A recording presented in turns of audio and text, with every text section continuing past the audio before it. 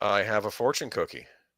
Oh, well, take your first bite and read it off to us. Well, let's first we got to break it in two. Of course, it's already kind of broken, but it's still Well, in that's there. Let's fine. see where it stays. It stayed in the part that wasn't broken.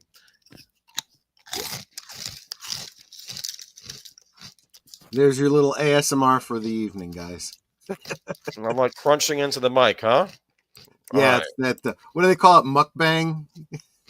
It's not my thing, but I know there's people that are into it. I had the chicken teriyaki with chow mein noodles. Oh, that sounds good. All right, and let's see. Make your dreams a reality. What? Well, okay.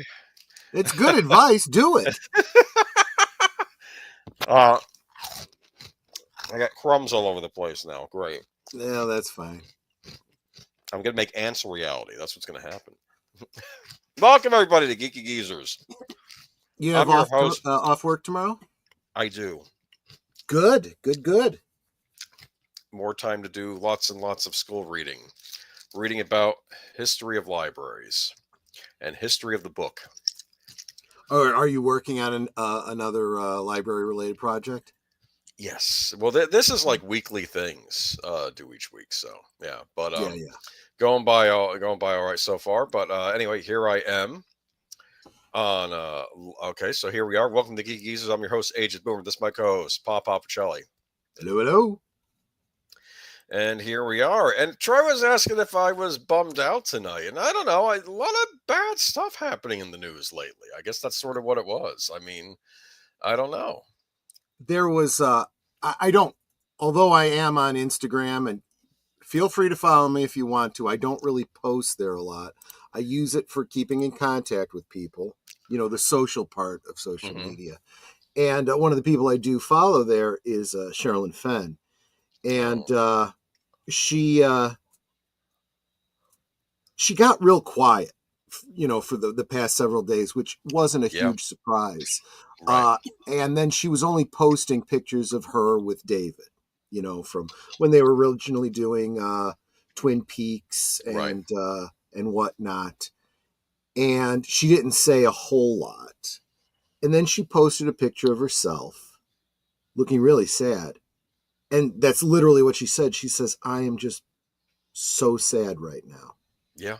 And it's just heartbreaking, because in that small snippet of video, she's expressing what we've all felt when we lose someone that we really care about. There are no words, right? No. The only way you can communicate it is through tone of voice and the look on your face. And, it's rough. But I hear what you're saying. I really do. But yeah, welcome, Charlotte Night Star, and thank you for those kind words about David Lynch. We'll be talking a little about that soon enough. Absolutely. But we got a lot of stories to cover tonight. No good old days. I just wasn't feeling particularly nostalgic today, but we'll get back on that. Have an awesome stream. I'll catch up with you guys later after leave the Dilithium Mines. Kapla. Okay. Yeah, he's been having a rough time.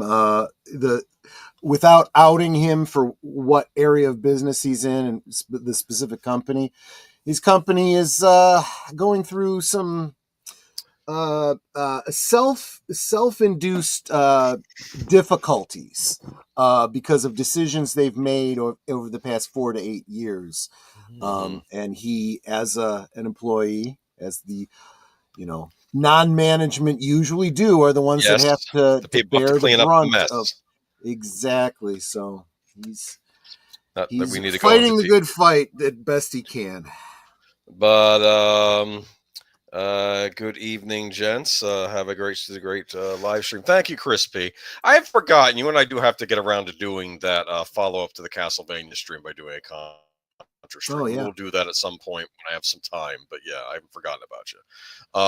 Big Al presents. Hello, my friends. Have a great show. Rest in peace, David Lynch and Bob Eucker. Yeah, we're going to get into that. Yeah, I suppose we could have done a good old days on Mr. Belvedere, except it's not the good old days because I hated that show. But anyway, never mind. Did you really? Did you like it? It's okay if you liked it.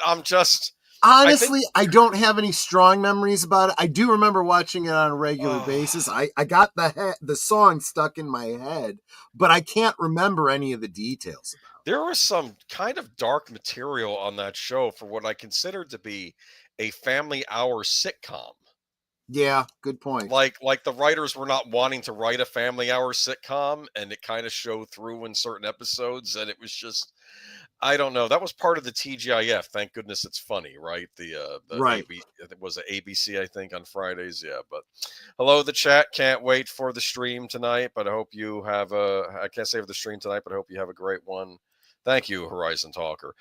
Um, I also want to make a point. Do you remember there was a Saturday Night Live skit where there was like this self-help group and they were meeting and like they were saying that this one guy had to keep resisting the need to ask the actor who played Mr. Belvedere for a lock of his hair or something. That was one of his things.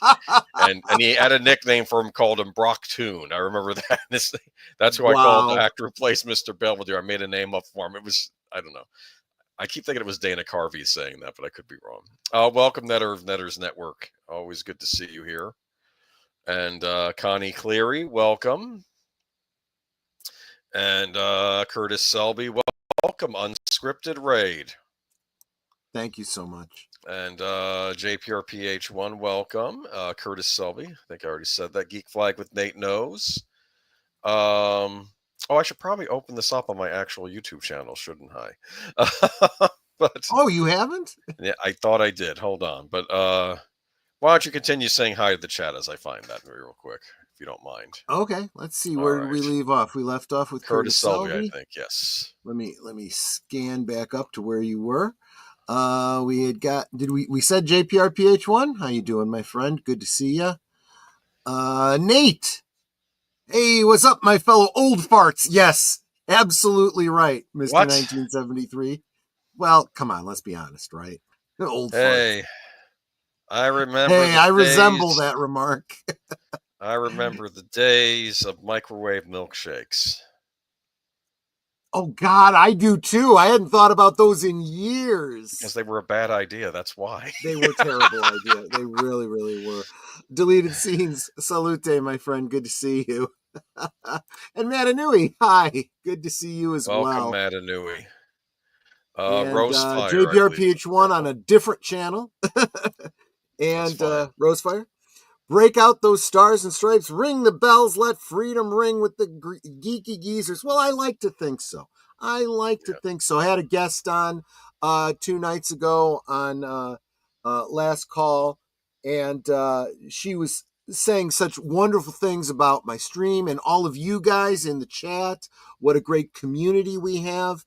And that just makes me feel wonderful. So when you say great things about, our shows and about our streams, it really does make me feel like the effort's worth it, Yes. Just watched Big Trouble in Little China. Love that one for the first time. Bombastic, crazy, and a lot of fun. Reminded me of classic Ghostbusters. Yeah, there's a lot of feel to that because it's got the action almost bordering on horror, but a lot of great comedy. Miss real sets and special effects without tons of CGI. I think there's a lot of people in Hollywood that would tend to agree with you as well. It's been 5 years of war, famine, and disease. I'm ready for a change in the better course of Western history. We were just talking a lot about that in the backdrop, Boomer and I. Good evening, Joshua V. Good to see you, my friend. David Pensack says, howdy. Let's see. Saying hi to each other. You had said hi to Chris P. Lester San Jose, the Skeptic Tank. Welcome, welcome. Space Fraggle. Good to see you, Troy. Let's see. Oh, that's right. So Charlotte did a tribute song to David Lynch. She did say that if we wanted to, we could go ahead and share that. If you'd like, I could cue it up. We could play it after we go through the article about him. If you don't mind, we'll go ahead and do that. Thank you. Yeah. All right. And what did Joshua V said? I finally managed to watch the new Lion King movie. It was decent, but it could have been better. Yeah, I've heard that sentiment a bit myself. So, what are you gonna do? What are you gonna do? But give me just a second here. I want to open that up in another tab, and let me make sure we haven't missed anyone like Samuel Procter, otherwise known as Indiana Jones and the Magical Film Camera. Yeah, we were just watching the premiere of Michael French's review. Oh, it's a long review of the Great Circle, that game, and well, there are some good things about it, but by and large, as a game, it's just terrible. I would be very, very frustrated with the gameplay. I really would. Yeah, It never should have been first person. That's for sure. Yeah, I know he was talking about that upcoming video when he did his other video this week about a sort of a community announcement about a bad actor in the toy community, which is an interesting stream if you want to check that out. But it's going to be like watching the 90s Little Rascals for a certain tower-owning father who shows up in it that will be important tomorrow. Interesting. Oh, yeah. Yeah, remember when everyone in Hollywood liked him? Now that the geezers mention it, I think I do remember drinking microwave milkshakes while watching the Care Bears movie back in the 80s. Yes. That's a fun evening right there. I tried for a lark checking out the Care Bears movie a few years back. I made it about 5 minutes and I can't do it. That's what happened. I congratulations, your witch is neither a crow nor is she hot. You failed on both counts. I'm sorry. Yeah. I don't know. I'm being mean. I actually no. I apologize if it's your thing, and if you that is a classic to you. You're allowed to like the things you like. Okay. I sometimes do that. I picked on the girly things of the 80s, not realizing though many young women, many adult women now have fond memories of those things. Yeah. But you did mention earlier Big Trouble in Little China. I recently got the Blu-ray of Tremors because I got a good deal on it, the Arrow version. And Rosefire, I would recommend Tremors to you if you're looking for another fun evening. All right. You know Tremors? Is that the one with Kevin Bacon? Yeah. Oh, there's a thing on the among Blu-ray. A lot of other people. I mean, what's his name? The bloke that played Remo Williams. Yep. We did it. Kind of good. Actually, the actor from Big Trouble in Little China that played what is it, Egg Chen? He's in it. Oh, okay. He's the guy that runs the convenience store. Remember? And the guy that played the father in Family Ties and Reba McEntire. What's funny about him is that he the character he plays in Tremors is the polar opposite of the character he played on Family Ties, which I thought was brilliant. You know? Yeah. Instead of the kind of liberal NPR producer, PBS producer, he's out in the wilderness, away from civilization, and doing all sorts of stuff with guns. Yeah. Substitute. Which is funny because he, as a character, you know, all the things you would say that were crazy and conspiracy theorists about him. Well, he's the one who's all ready for this, you know, remarkable situation they have to deal with. You know, was his name Han Wen Lo? Maybe that was the actor's name. But Care Bears was a necessary substitute to amuse us kiddies before the Disney Renaissance came along. But we did have classic Gem and She-Ra, Two Bombastic Women. Yeah, people forget that the Disney Vault was in full effect during the 80s. And that stuff would trickle out. And you'd get new movies every so often. Like I do remember seeing Oliver and Company on the big screen. Are you a Billy Joel fan? I am a Billy Joel fan. Yeah, okay, I did like the soundtrack to that. Yeah, because it was basically the story of Oliver Twist, but told with cats and dogs. I do agree, though, with Rosefire. Gem and the Holograms were truly outrageous. Yes. So we had some good entertainment back then. Oh, yes, Tremors, otherwise known as Dune for rednecks. Very funny. Very funny. In a way, that's true. It was good fun. I remember being, you know what? Hold that thought. I'm not going to talk anymore about Tremors. That'll be next week's Good Old Days. I have some things to say about that. But unfortunately, I guess we have some bad news tonight. But let's bring Yeah, I up. don't consider it good news by any means. But as I have pointed out to a number of people who have asked me, by the same token, not what I would consider a big surprise. He had been very ill for a while. COPD. Folks, if you don't know by now, smoking is bad for you. It will shorten your life. If you are smoking, please stop. If you don't smoke, please quit. And don't tell me I only vape. That's going to kill you too. I've had relatives that have died of it. Yeah, it's not good. David Lynch, visionary director of Twin Peaks and Blue Velvet, dies at age 78. I'm funny they don't mention Mulholland Drive, which I think is what he's most going to be remembered for later on. But okay, let's I get think into I this. think I think at this time, Blue Velvet is probably still the biggest film that people think of, and Twin Peaks, of course, was a huge television phenomenon. So I think those are the ones that I don't think they're wrong if they choose just those two. But yeah, they do mention Mulholland Drive Okay. there. Well, So let's read the article, then we'll get into it. Director, Mhm. writer David Lynch, who radicalized American film with a dark, surrealistic, artistic vision in films like Blue Velvet and Mulholland Drive and network television with Twin Peaks, has died. He was 78. Lynch Mhm. revealed in 2024 that he had been diagnosed with emphysema after a lifetime of smoking and would likely not be able to leave his house to direct any longer.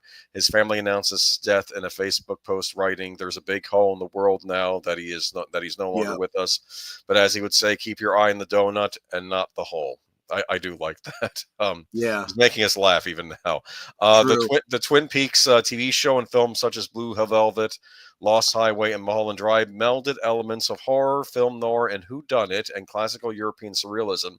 Lynch wove tales not unlike those of his Spanish predecessor, Luis Buñuel, if I'm saying that right, who proceeded with their own impenetrable logic.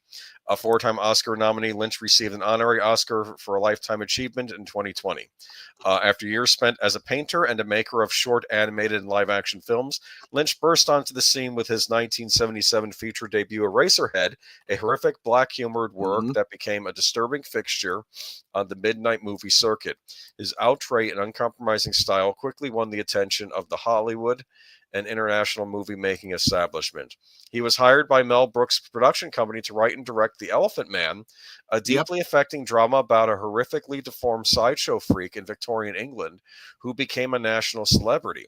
The feature captured 8 Academy Award nominations, including Lynch's first for Best Director. He found less success with his 1984 adaptation of Frank Herbert's sprawling science fiction novel Dune. The production, made on a budget of $40 million during an arduous 3-year shoot, was a colossal box office flop. However, Yeah. Lynch rebounded from the disaster with 2 films that define his mature style: Blue Velvet, a frightening hell ride through the psychosexual underbelly of a small American town, and the sexed up violent road movie Wild at Heart, which was honored with the Cannes Film Festival's Palme d'Or. In 1990, he revolutionized American episodic TV with Twin Peaks, a series he created with writer Mark Frost, with action springing from the investigation of a high school girl's mysterious murder in a Washington lumber mill town.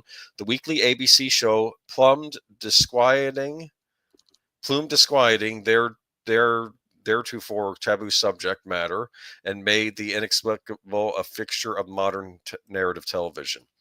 A major hit in its first season, Twin Peaks lost its momentum and ultimately its audience in year 2. However, it spawned a feature-length prequel, 1992's over-the-top Twin Peaks Fire Walk with Me. 25 years later, the ongoing affection of loyal cult of viewers sparked a limited-run third season for Showtime that picked up where the second season left off. Later in his career, in Kind such of. Depending on how you look at it, you could say that. To find out more about that, check out Sparkwood 21 on Tuesday evenings with Yes. on the Deleted Scenes channel with Troy, he and myself, and Netter of Netter's Network, and Hmm. we did complete rewatches of every episode of Twin Peaks plus the I guess the extended version of Fire Walk with Me. So yeah. Yes, absolutely. Later in his career, in such features as Lost Highway and Mulholland Drive, which won him the Best Director award at Cannes in 2001 and Inland Empire 2006, Lynch flexed a superheated style that pivoted on plots emphasizing doubled personalities, unexplained transformations, Mm-hmm. And Shocking Acts of Violence. The quiet yet quirky The Straight Story, 1999, harkened back to the more reserved emotional pull of The Elephant Man. Big fan of The Straight Story, one of his more underrated movies, I think, but or maybe not. People seem to like it, but I don't think anybody said anything bad about it. But the director himself was consistently reticent about sorting the meaning of his work for his viewers. In the book-length collection of interviews, Lynch on Lynch, 2005, he addressed the enigmatic core of his work with writer Chris Rodley. Well, Lynch said, imagine if you did find a book of riddles and you could start unraveling them and they were really complicated. Mysteries would become apparent and thrill you. We all find this book of riddles and it's just what's going on. And you can figure them out. The problem is you figure them out inside yourself, and even if you told somebody, they wouldn't believe you or understand it in the same way you do. Okay. No, that's absolutely true. I mean, I think that's as much a statement about art as it is about, the mystery he's talking about. And I can't imagine a better summation of trying to understand art. I have mentioned on Live from Sparkwood in 21 many times that I do think that part of the value of the challenging nature of his works is that first, it gives you a great deal of rewatchability. You can watch his films and shows over and over and over again and get something new out of it. You can talk about it with your friends and get different perspectives, in a very social kind of way. And, he, at the risk of sounding grim, although I think he would certainly appreciate what I'm about to say, he lived his art by the concept of the death of the author, and now he has. Yeah. I was so hoping Lynch had one more film in him. Well, I mean, I guess not, but he has a great body of work to move on. I did want to bring up Mulholland Drive. Mulholland Drive is considered the best movie of that decade by a lot of critics. It was like a unanimous thing. The 2000s decade, I think they basically said Mulholland Drive is the best movie of that decade. So yeah. I remember seeing that in the movie theater when it was out, and I remember watching audience members get up and leave until my sister and I were the only ones left. So that was an interesting experience. I know I read somewhere about a TV show or something that he was working on called Unrecorded Night. It's a 13 episode thing that's supposed to be in production.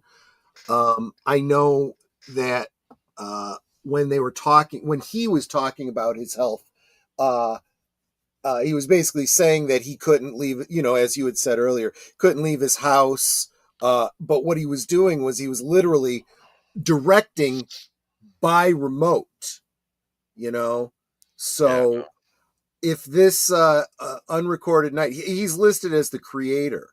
So we'll see if it was completed sufficiently to be released. I'd love to know that there is something else coming from him. Who knows? So who was the next David Lynch? I don't think there will ever be another David Lynch. No. But I do think that we need to start looking more to auteurs. Yeah. And people that are trying to get away from the whole studio thing, so to speak. I think that's where Lynch shined, and I think some of the best filmmakers have shined. But I've said this many times as we're, talking all about, Disney's ruined Star Wars, and everyone's ruined Marvel, blah blah blah, this and that. But if you look back at where those things came from, Star Wars was created by an auteur, writer, director, I almost said David Lynch, George Lucas, who, by the way, had approached David Lynch to direct Return of the Jedi. He understands that concept of independence, right? The independence streak. And I'm not going to color inside the lines the way everyone tells me to, right? I'm going to do things my way. George Lucas famously bucked the system of putting all the credits to play at the beginning of the film. They told him he had to do that, and he said, I'm not doing that. I'm putting them at the end because I want an opening scroll at the beginning of mine, just like the old serials, of the when he was a kid, Flash Gordon and stuff like that. And they booted him out of the Directors Guild. He said, okay, fine, screw you. Well, without it, though, I'm sure they let him back in at some point, right? No, they never have. Boy, they really are awful. I know they kicked Robert Rodriguez out of the Directors But Guild. that is also why if he wants to direct any other films, he has to make them himself. And that's back to roots, back to being an independent creator. And that's what David Lynch has been all along. In fact, you'll see that some of his, you mentioned films that he did that were not considered to be financial successes, financial flops, so to speak. Speaking specifically of like the second season of Twin Peaks, the Dune film, and so forth. It's whenever the studios start getting involved and saying you got to do this, you got to do that. Very famously, the network told Lynch, okay, you've got to wrap up this Laura Palmer mystery. We need a firm who killed Laura Palmer so that we can move on. And he had never intended to clearly outline who had killed Laura Palmer. So that's why when he goes and he does the prequel film, Fire Walk with Me, the very first scene you see is somebody taking a sledgehammer to a television. He's making it very clear how he was not happy with the television experience because of the studio that he was dealing with. And the same thing is true with Dune. There is a director's cut of sorts out there, but it is not really by any means. It's as close as you can get to what David Lynch had intended to do with Dune, but it's impossible to actually get it, because I think a lot of the things he wanted to film and had filmed and whatnot is just not, it's not available. It doesn't exist. Right. So, but I do think that a lot of Dune fans have acknowledged that he probably had the vision that other directors didn't have or wouldn't have. He wanted the film to be longer than it was. And it wasn't until Denis Villeneuve who said, you know what? Basically, he didn't say this. I'm paraphrasing. He's basically saying David Lynch was right. The first film, the first book needed to be needed a longer treatment. We'll make it 2 movies, whereas Lynch was trying to do one movie that probably would have gone on like 4 hours, and the studios were like, no, you can't do that. We got to cut it down to under 3 hours. We got to get it down to 2.5 hours. We got to get it. And the more they wanted to cut it down, the more you lose from the story. To this day, I will argue that there are elements in David Lynch's Dune that I feel are missing from the current well-received Denis Villeneuve version.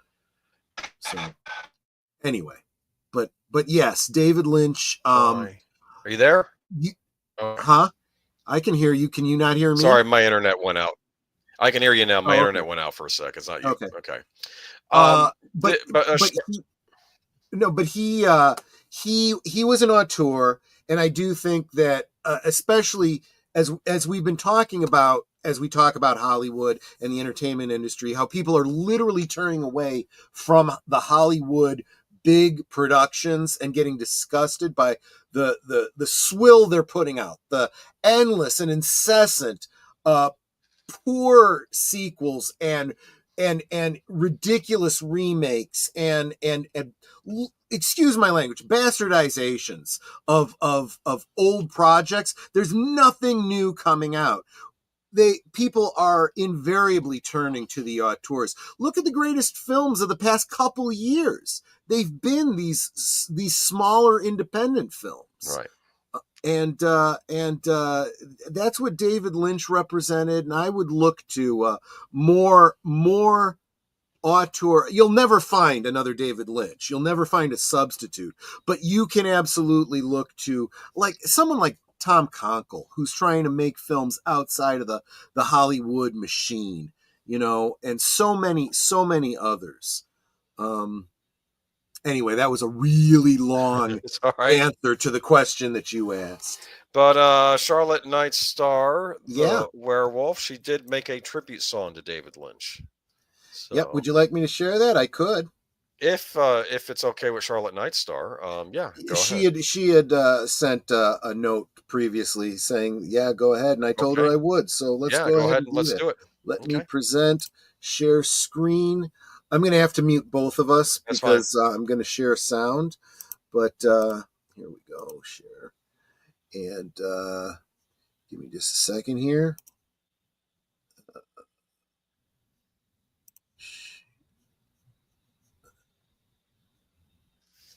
Mute.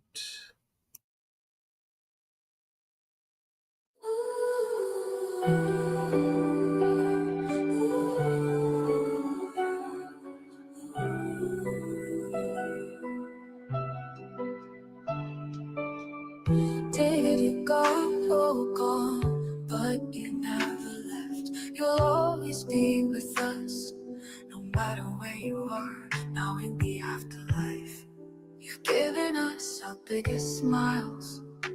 You've shown us goodness. You've brightened our souls with your words of peace and love. And you've given us hope to follow all our dreams. In a dark wood, you'll always be our light. In our dreams, you'll always be our Virgil guide. In your songs, you'll always be spirit. In your films, you'll always be the teller. And in history, you'll always be a light. You were the man who showed the world the making of true art in its true form.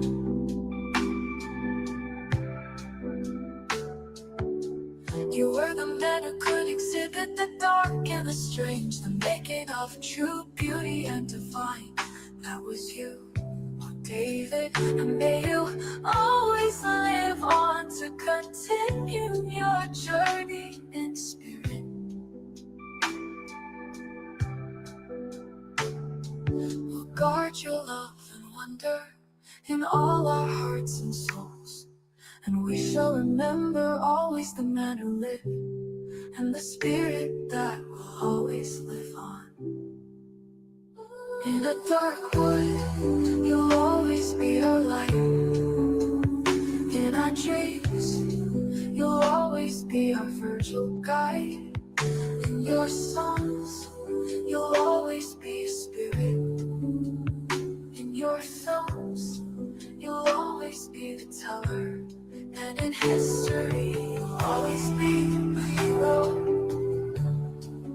Only a beginning begins, never the end.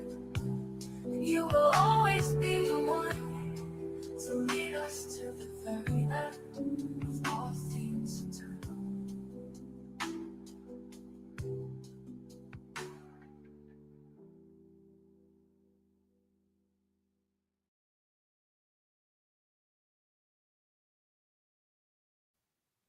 Thank you, Charlotte Nightstar. Absolutely, that was lovely. Be sure to click on the link that she provided earlier, and you can give it, if you give the video a like, that'd be great. But rest in peace, David Lynch. We will discuss more David Lynch, obviously, on this Tuesday's Sparkwood 21 with host deleted scenes on his channel. So be sure to check that out when we get there. But I got to get back to presenting. I'm sorry. It's all right. It's not your fault. To bring that up. Hold on, the way where it is it? works. Oh, there it is. Add to stage. All right, and now we move on. Unfortunately, there was another celebrity death this week, and that was Bob Euchre. Yeah. Beloved Bruins broadcaster Bob Euchre, Mr. Baseball, dies at 90. Go ahead and start reading from this. Milwaukee, Bob Euchre, the voice of his hometown Milwaukee Brewers, who, after a short playing career, earned the moniker Mr. Baseball and honors from the Hall of Fame, has died. He was 90. The team announced Euchre died Thursday morning, calling it one of the most difficult days in Milwaukee Brewers history. In a statement released by the club, Euchre's family said he had faced a private battle with a small cell lung cancer since early 2023. Even in the face of this challenge, his enthusiasm for life was always present, never allowing his spirit to falter, the family said. Bob was a genuine item, always the funniest person in any room he was in, and always an outstanding ambassador for our national pastime. Major League Baseball Commissioner Rob Manfred said in a statement, "We are grateful for this baseball life like no other, and we will never forget him. On behalf of Major League Baseball, I extend my deepest sympathy to Bob's family, his many friends across the game, Brewers fans, and the countless baseball fans who admired him." Euchre was best known as a colorful comedian and broadcaster who earned his nickname during one of the numerous appearances on Johnny Carson's late night show. Born and raised in Milwaukee, Euchre was a beloved member of the baseball community and a pillar of the sport in Wisconsin. When the Brewers clinched the NL Central title in 2024, manager Pat Murphy threw up an arm around Euchre in the locker room, pulled him in tight as players white-knuckled their corks, ready to shower him in champagne. There is no one who epitomizes a champion the way this man does right here," Murphy proclaimed as the players chanted, "Euch! What an example for us to be with every single day, Bob Euchre." After the Brewers were eliminated from the playoffs in 2024, he made sure to visit the locker room and offer support to players in the only way he could. Brewers outfielder Christian Yelich said afterwards the toughest part of the night was talking to Euchre because the Brewers knew how badly the longtime broadcaster wanted to see Milwaukee win a World Series. "I remember you saying that no matter how much time you have, it still never feels like enough, and that seems pretty true today," Yelich said Thursday in an Instagram post. You'd always thank me for my friendship, but the truth of it is the pleasure was all mine. I miss you, my friend. Euchre signed his first professional contract with the Milwaukee Braves in 1956 and reached the majors in 1962. He lasted 6 seasons in the big leagues as a backup catcher, finished with a .200 average and 14 homers. He won a World Series ring with St. Louis in 1964 and also played for Atlanta and Philadelphia. Career highlights, I had two, he often joked. I got an intentional walk from Sandy Koufax, and I got out of a rundown against the Mets. Euchre also befriended former Brewers owners and Major League Baseball Commissioner Bud Selig, who initially hired him as a scout. Selig liked to joke about how Euchre's initial scouting report was stained with mashed potatoes and gravy. Selig eventually brought Euchre into the broadcast booth. Euchre became the voice of the Brewers in 1971. In the second year after the team moved from Seattle, Euchre remained with the club from that point on and became one of the Brewers' most indelible figures. Former Brewers manager Craig Counsell grew up in the Milwaukee area and remembered spending summer days throwing a baseball against the roof and catching it while listening to Euchre's broadcast.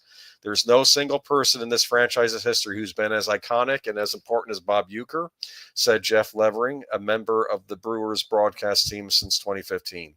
Even as his celebrity grew nationwide, Euchre savored the opportunity to continue calling games to fans in his hometown, to be able to do a game each and every day throughout the summer and talk to people every day at 6:30 for a night game. You become part of people's families, Euchre once said. That sounds familiar. I know that because I get mail from people that tell me that that's part of the reward for being here, just to be recognized by the way you talk and the way you describe a game or whatever. And of course, Euchre reached most households as one of Miller Lite All-Stars in popular commercials for the beer brand based on Milwaukee. And he later launched his TV acting career in 1985 on the ABC sitcom Mr. Belvedere. Euchre played George Owens, head of the family and sports writer, in a home that brings in a butler who struggles to adapt to an American household. And why is that? Because he is British, right? Yeah. But yeah, rest in peace, Bob Euchre. Are you a fan of his? I mean, I don't know how much of a baseball I'm follower not you are. I'm not a huge sports fan, but I was certainly aware of him, especially as an announcer. Yeah, when you think of iconic sports figures, even I know Bob Euchre. So, yeah. But I did watch Mr. Belvedere, and I was aware of him from that. It took me a little while to catch on that was the Bob Euchre from, the sports announcing. And I was like, oh, okay, that's pretty cool. That was right around the same time that Dick Butkus was on, what was that TV show that Dick Butkus was on? I don't know. Some sitcom that he was on, Right. too. So I just thought that was kind of cool. But yeah, rest in peace. And I remember that old story about these two old men in a hospital room. Oh, And, right, Webster. That's right. Thank you. Right. These two old men were in a hospital room, and the one old man said, the one old man asks the other man, "Do you think that there's baseball in heaven?" And they said, "Well, I don't know. The first one of us that dies should come back and let the other one know." So the guy in the right, he unfortunately passes away a couple of days later, and then his ghost appears to the other man in the bed, and he says, "Good news, Jack. There is baseball in heaven, but I got some bad news for you too." And he says, "What's the bad news?" You're playing first 2 days from now. It's like, oh gosh. Yeah, okay, never mind. Have you heard that one? I didn't tell it as well as it is in the scary. I actually had. I didn't remember it until I heard the punchline. So all right, but rest in peace, Bob Euchre. Hopefully, you're in that big field in the sky. All right. Just realized I don't think I dropped the. Well, it's okay. You can drop it now if you want. Let me get that real quick. But how y'all doing tonight? I know we kind of, maybe this is why I do good old days, so to alleviate the rest of the remembrances. But beloved brewers, yep, there it is. But moving on to the next thing. Now we're here to talk about the Switch 2. Again, because we were just talking about it last week. Yes. Well, last week, Troy was like, you sent those articles to me, didn't you? Yes, I did. See, now I'm going to be on Nintendo's SHIT list because of you. No, I'm kidding. I'm just messing with you. Maybe they'll put you on a ban list. They won't allow you to buy one. No, that'll be Square Enix. I'm sorry. Wait, we'll talk about that in a little bit. I'm sorry. We love Square Enix. I have nothing bad to say about Square Enix. Trust me on this. But apparently Nintendo is very upset about the Switch 2 leaks, it claimed. We don't know how exactly Nintendo feels about the supposed Switch 2 leaks, but former company employees Kit and Krista, who had over 10 years of first-hand experience at Nintendo of America, have now chimed in with their thoughts and insights. They used to run the Nintendo Minute online. And then I guess eventually Nintendo after 10 years, they let them go, or we're moving on. So they decided let's start our own YouTube channel, which was smart because now they have a YouTube channel now because you already have followers, right? we should probably address this question because I had the same question too, and I think I know the answer. So Samuel Procter says, "Wait, so what's the difference between the Switch 1 and Switch 2? Because I don't see it. Unless I'm mistaken, this is actually a picture of the Switch 1. Am I correct? Possibly. Yes. I don't think we've actually seen. We'll get to a picture of the Switch 2. Yeah. Okay. We'll get into it soon enough. But when the pair at Nintendo leaks were common, but they were never this extensive, Krista believes Nintendo would likely be really mad and very upset about what's happened in the lead up to the Switch successor announcement due to these constant disruptions. Kit further claims Nintendo will no doubt investigate what's played out and get to the bottom of any possible internal leaks, with the duo touching on their own past experiences. When they say, let's get to the bottom of this, what they mean is you need to prepare 10,000 reports, which, again, if you're working to launch and announce a new console, this is definitely just time you do not have to do this. So they're so information-driven as a company. They just want every little detail all the time about everything. And when a leak happens, that is their immediate sort of reaction. Whoever knew about this, whoever was disclosed about this product is now on the line to share an unending amount of information to the teams about this. And it's just extremely disruptive. It's a very high stress situation because you just really feel like you're in the hot seat as well. The finger is pointed. The pair also claim that Nintendo has been somewhat naive over the years in terms of mentality, thinking it's different from the rest of the competition when it comes to leaks of a certain scale, and it simply wouldn't happen to a company like it. Kit adds how the marketing department locally in the United States has also had a huge shakeup, which includes Nintendo in its own departure in recent years, with the latest leaks potentially adding trust issues and long-time ramifications to the environment going forward. This will carry over and have long-term ramifications. It's just going to be clamped down so much more. There's a fair bit of speculation here in regards to Nintendo's possible reactions to the Switch 2 leaks, but again, Kit and Krista have over a decade of history each at the company, so it's interesting to hear some of the thoughts about what that might be going on if the leaks have impacted the anticipated reveal, which is reportedly taking place this week. So let's keep moving on. Next article. Okay. We're getting a little bit of a peek here, which aren't is we? also Switch 2, yeah. Exactly. Yeah, it's all we're on one big Switch 2 thing. So you're going to paste it. Yep. But we're going to get to what it looks like in a minute if you haven't seen it already. Are there no Switch fans? I know like the Switch is super popular, and I never run into people that own one. It's the weirdest thing. Anyway, Switch 2 leakers called out by industry veteran Hideki Kamiya. Okami, Bayonetta, and Devil May Cry creator Hideki Kamiya has shared his thoughts about leakers following Nintendo's official reveal of the Switch 2 in a series of messages on social media.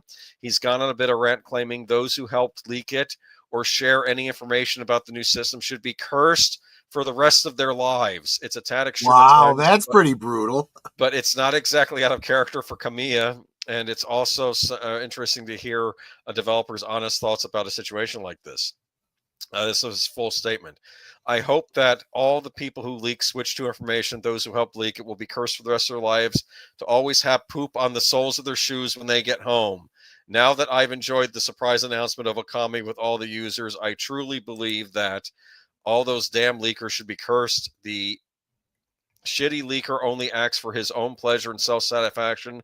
Not only is he not contributing to anyone's benefit, he is incurring all sorts of opportunity losses and has nothing to be proud of in front of others. He is the worst of scum, so he should be covered in shit from head to toe and thrown out of the atmosphere and then stop thinking and wander forever. Jeez, that's some serious wrath being thrown out there. This guy doesn't even work for Nintendo, but he's mad. Okay, these leakers are in a position of responsibility when they have access to information that only a very select few know. Yet what they do is nothing more than an expression of a filthy desire for approval that lacks a shred of rationality. They are shameful people, so it is not the manufacturer's secrets have been exposed who should be blamed. But okay, well, anyway, and they should be crushed as soon as possible. Okay, he's not happy about this. Clearly not. What does everyone in the chat think? Has he finally stopped blocking everyone on Twitter? Has he done that before? I don't know, but it's the guy behind Devil May Cry. I will say this about it. I had actually said last week that look, if the company's not going to say anything about it, it would actually behoove them to have some leaks happening because you need there to be some interest. You got to start trickling out some information or people will lose interest and buy something from someone else. Nintendo did not want this leak. They're I think they're very angry. But Nintendo doesn't know how to market. Let me put it that way. They do, though. That's the thing. Don't ask me how. They do. It's Zombie Box Reviews. Hey, Troy and Boomer. Most of the time, they do, at least. Welcome. They didn't know how to market the Wii U. That was a disaster. I'll say that. But yeah, because they had a U in the number instead of a U instead of a number, which brings us to it's a game console, not a state secret. Nintendo. I told you, it's like Willy Wonka over there. Yeah, it's like I will be ruined, and he closes the doors. That's Nintendo. Here we are, the Nintendo Switch 2. Oh, that's what it looks like. There you go. Look at that. Look at that beauty, huh? It's gonna have a bigger screen. That's what I heard. Let's go ahead and read the article. Yep. Nintendo has finally unveiled its next console. An official reveal trailer. Say hello to the Nintendo Switch 2. Following months of leaked details and industry rumors, the official Switch 2 trailer confirmed many previous leaked hardware details, including a larger screen, a magnetic Joy-Con, and showcases previously unannounced game. games, check out the trailer above. No release date beyond 2025 or pricing information is given in the trailer, which breaks Nintendo's silence about the Switch successor following years of rumor and speculation. A new Mario Kart game is teased in the trailer, but more details are promised in a Nintendo Switch 2 Direct on the 2nd of April 2025, suggesting a later launch date for the system than some are predicting. So this may end up being a fall release. Mm-hmm. A series of hands-on events called the Nintendo Switch 2 Experience will be hosted in various cities worldwide, giving the public a chance to play the console before release. You'll need a Nintendo account to register for the event, and dates begin on 4th of April in New York and Paris, with the latest announced dates in Seoul from 31st, that's in Korea, right? Yeah, from 31st May to 1st of June. The trailer also reiterates that Switch 2 is backwards compatible with physical and digital games from the current Switch. The trailer did say, though, not every game is going to be backwards compatible. Many will be. I am thinking that games that are no longer being sold on the Switch eShop are not going to be backwards compatible. Like all those delisted Sega games, I think they're going to be bound to your original Switch. I could be wrong. They could also be referring to stuff like weird peripherals where they aren't going to work on the Switch. And these, I don't know, like the Labo, which was cardboard. Nintendo sold cardboard. Wow. They sold cardboard implementations, put your Wiimotes in, and people bought it. There's this one YouTuber I watch called Solid Rev, and it's like, wow. To make money, I could just go out to the Nintendo. Just goes out to the recycling bin, and here's where we make our next game controller out of. Like sounds about right, yeah. Like you could turn your Switch into like a player piano, because it would be made out of cardboard, and like it was different things you could do with it. It was, but I had it with you. It was okay. There was one game that I thought actually used the potential, and well, that was Luigi's Mansion. The player on the TV screen played Luigi could only see in the light. Well, that's interesting. But player could see the ghost after him. Could hear his footsteps. There was one game I played that I always wanted to do, Lego City Undercover. I grew up with Lego games, and this one looked like fun, original Lego game instead of a licensed one. I did want to tell you that Lego City Undercover is available on PC and all major consoles right now. It did originally start out as a Wii U exclusive, but they did port it to everything else later on. So if you're interested, you can play it. And I'm a big fan of Lego City Undercover because the entire game is a riff on cop movies and TV shows of like the 1970s. Yeah. In particular, and there's even a Lego version of Dirty Harry in it. Oh, that's funny. And you could tell it's Dirty Harry. They call him Harry, and he has even the mole on his face. And I don't know how official that is, but it was funny that he's a character in the game. So yes, right. But yeah, Switch 2 is coming out. Nintendo is angry because they basically said our Direct is going to be April 2nd. That's when they wanted to reveal the Switch 2. They didn't want to reveal it right now. They were probably going to try building up hype over the summer. Another reason Nintendo doesn't like to reveal things is as soon as Nintendo reveals what they have planned, their competition starts looking at it and say, how can we implement this cool thing they're doing? Right. Sony has done that. And I'm not picking on Sony. If it's a good idea, adapt it. Like the Rumble Pack. Right. Sony added Rumble to their controllers after Nintendo made the Rumble Pack for the Nintendo 64. Yeah, here we go. Be warned, it has a bug that prevents you getting 100%, and you won't know it's going to happen until it's too late. I would imagine with Lego City Undercover, they patched that out at some point, but I could be wrong. Unless you're talking about a different game. But you like that logo? See the 2? You sold on that too? Do you like it? I like it's fine, I guess. You think it's fine? What should they have called it? Okay, you're the expert. I Nintendo Switcheroo. Nintendo Switcheroo. Actually, yeah. Nintendo Switch. That would have been good. Less colors on the controller. Switch. We got Switch 02. Switch 02. It's going to have a bigger screen. They're not going to try to mess with what people like. People like the Switch. They're not going to mess with it. I'll say this. Nintendo has in the past, they usually make consoles that are radically different from one another, but I think here they're just going to be, let's not ruin a good thing. And I hope it's backwards compatible. You just proved yourself a better marketer than Nintendo Boomer. Here's the thing. I like Nintendo. I don't think they're the sugar and spice and everything nice company they portray themselves as. They can be pretty ruthless if you mess with them. Yeah. Kind of like Daenerys Targaryen on Game of Thrones before they turned her into a psycho at the end. But anyway, for no reason. But right. I always thought she was in the right. She just had a ruthlessness to her, which in defense, if you're not ruthless in the world, you're dead. But anyway, no talking about Game of Thrones. We'll talk about that later. But Switch 2 actually, reveal. we will talk about that later. Yeah, we are. We'll talk about that. But Switch 2 reveal. I'm excited though. If I'm being honest, I don't know when and if and when I'll be picking one of these up. Knowing myself, I'll probably wait for a Black Friday deal in over 2 years when they throw in Mario Kart for free with the system and they $50 off or something like that. I don't know. You'll get it just before they put out the Switch 3. Here's the deal. I said I was not going to get a Switch. I said not going to do it. Got an Xbox, got a PlayStation 4, not getting a Switch. Ended up getting a Switch because it just had the software is too good. Nintendo just makes software that's too good. I don't care if it's underpowered. And to be fair, they do a great job with their controllers. Many people are saying that these Joy-Cons are also work as functional mice, like on a Surface, which I thought was interesting. So it's just not carbon copy. I do hope the old controllers work with the new system, so I don't have to go out and buy a bunch of new controllers because you charge $70 for those Switch Pro controllers. Can you not make me buy another one? Okay. But moving on to stuff that's still coming out for not only the Switch but on PlayStation 4 and original Xbox. What the consoles that won't die? Lunar Remastered Collection. I had mentioned this briefly last week when I was talking about the PlayStation Portable good old days, how they had done a remake of Lunar Silver Star Story and that. Well, there's another Lunar Remastered Collection coming out. Lunar Remastered Collection launches on PlayStation 4, Xbox One, and Nintendo Switch and PC on April 18th. And the console versions are getting Amazon exclusive physical editions. If you want to get a physical edition, you have to get it on Amazon. If you want to get a digital edition on your game, on your console storefronts or on Steam, you can do that too. But if you want physical, you got to get it through Amazon.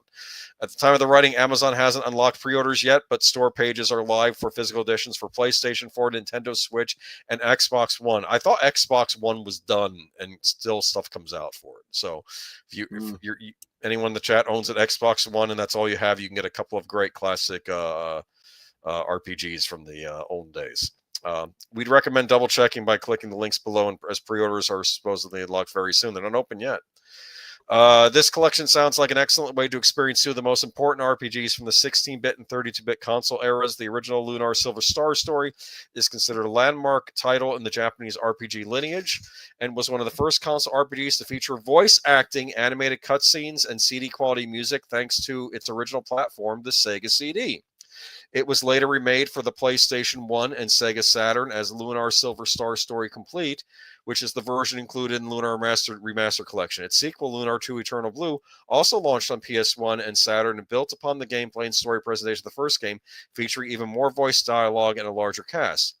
Voice acting, cutscenes, and high-quality soundtracks are now common elements of video games. They were groundbreaking at the time, though the voice performances and localized English script are now notorious for their uneven quality. However, the new Remastered Collection includes all new English text and voice acting for both games.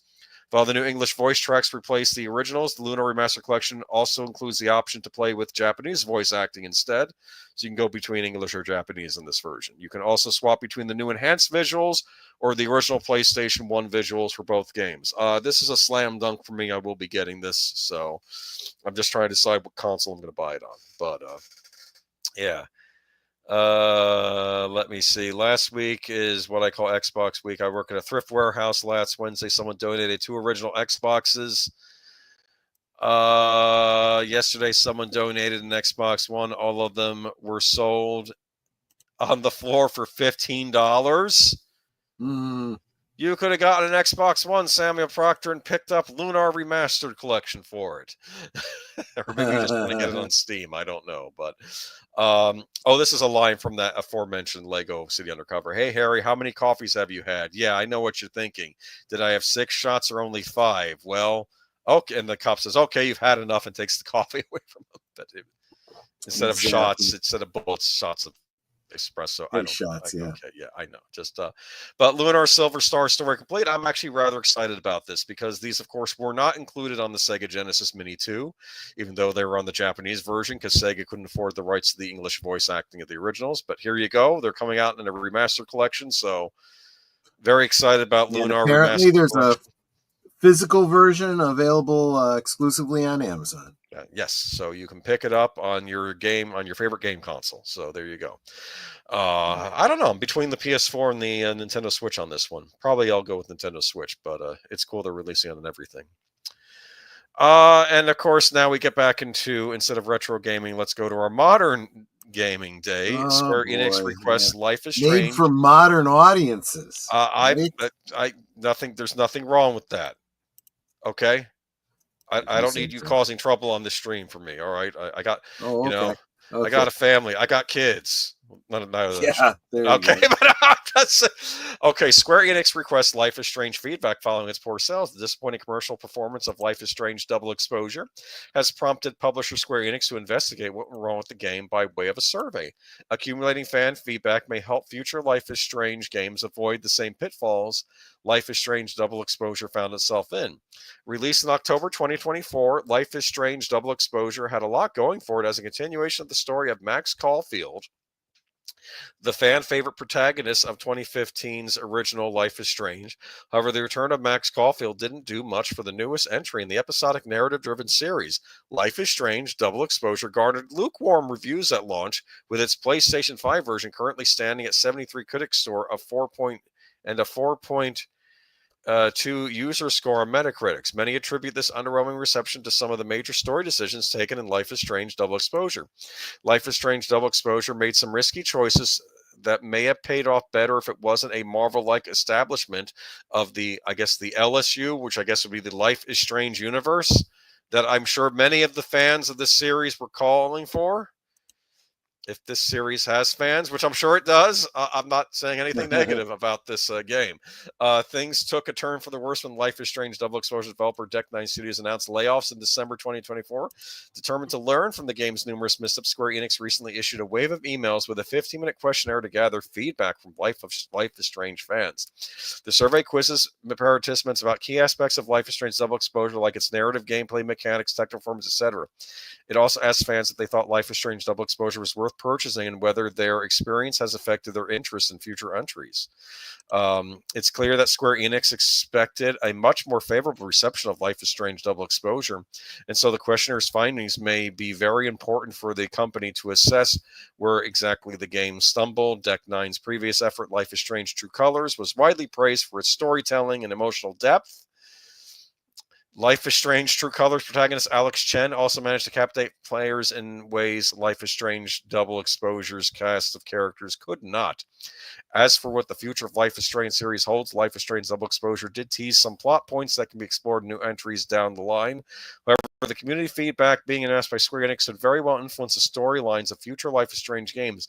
And while there's a discussion to be had about where the line should be drawn when it comes to fan service, only time will tell how much, if at all, the next Life is Strange will cater to players. Well, see, here's a problem, Square. You're asking for feedback on a game you published, but and I'm not saying me, because I thought the game was wonderful, even though I never played it, but and don't want to touch the series, but not because it isn't great for its audience, its modern audience, which I'm not a part of, but Right. maybe people don't want to answer this questionnaire because they're afraid you'll sue them. Right. Is that your segue into the next article? Into the next article. I do want to make one comment about the last one, though. Where is the line about how much fan service there should be? All of the fan service. That is, if you want to make money. Remember, the fans are the ones paying for this. You want their money, you give them what they want. You don't give them what they want, you don't make money. This is Economics 101, Square Enix. So Life is Strange games, in my opinion, are clear examples of what I would call woke games for the modern audience. The reason why I've never really gone after or attacked them on this channel, because I don't have a problem if people out there want to create their own original franchises and inject whatever cultural attitudes. I don't have to play them. And maybe people don't want to play them, which is why this last one didn't sell. I hate it when they take things that I like, existing things, and insert the stuff into it. But this game was not for me. I know people had compared the Life is Strange universe to Twin Peaks. I don't really know what they were thinking. But apparently, though, if you criticize Square Enix, you'll get into some trouble. Square Enix and this is the irony between these two articles. We want your feedback, but we don't want your feedback. This basically where this is coming down. Square Enix has entrenched a new anti-harassment policy in its various workplaces to better protect staff from attacks by abusive fans. The policy highlights that feedback is essential to the advancement of Square Enix's products and services, but anything constituting harassment will not be tolerated moving forward. There are instances where certain customers take actions directly or through our support centers or towards our group executives, employees, partners who are involved in the creation and distribution of our group products and services that constitutes customer harassment, such as denial of personality, violence, defamation, intimidation, advance notice of wrongdoing, advance notice of obstruction of business, harassment, Square Enix said. What does denial of personality mean? Like you're not a real person or something? I don't know what that means. You there? Did I go out again?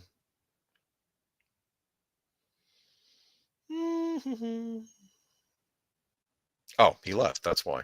Sorry about that. Okay. Should customers become abusive or initiate harassment against employees, the company has now entrenched the right to cease providing support services or retrain providing Square Enix's products and services to these people. In addition, where action is egregious with malicious intent, Square Enix reserves its rights to protect its employees and partners and to take legal action of criminal proceedings upon consulting the police and or lawyers. The company has defined a range of behaviors as constituting employee harassment, including acts of violence or violent behavior, abusive language, defamation, slander, personal attacks, persistent inquiries, trespassing, discriminatory speech, and conduct regarding race, ethnicity, religion, family origin, or occupation, infringement of privacy, sexual harassment, and stalking. It is also barred undue demands such as unreasonable changes or exchange of product or requests for monetary compensation, unreasonable response or request for an apology, excessive requests for the provision of products and services, and unreasonable and excessive demands for punishment of its employees. As noted, the policy put into place aligns with Japanese law and is also applicable globally in accordance with local laws and regulations. That it has to be put in place at all is an indictment of the current state of the games industry and the entitlement that some gamers feel. There is a clear line between engaging with a video game developer or publisher reasonably and stepping over a line into harassing behaviors. As some have pointed out on the Reddit thread, Square Enix developers Kushiji Nojima and Hajime Tabata have both reported fan harassment in recent times, with Hajime even expressing fear over a recent harassing incident. Going forward, it's likely many developers will or should put into place similar policies in order to protect staff and the increasingly hostile behavior of certain video game players. The reality is, if you can't engage with the video games in a sensible, mature manner, you shouldn't be playing them at all. A bit of respect goes a long way, and if you can't show that, developers certainly have the right to withhold their products and services. That is the opinion of the person who wrote this article. But I don't know. I think that this is a rather scary proposition. Troy, you there? Yes, I am. Sorry. Thank you. Now, no one here endorses harassing people. True. However, what I do want to point out is the things they are describing as harassment, they use a lot of terms that on their surface you look at and go, well, yeah, that's absolutely makes fair. Sense. Yeah. Until you start to dig into what they mean by those words. Harass to them oftentimes means you said something negative about our game. That's harassment. Well, then you don't want our feedback. Don't ask for our feedback if you don't want to hear us tell you, I don't like this about the game. I don't think this belongs in the game.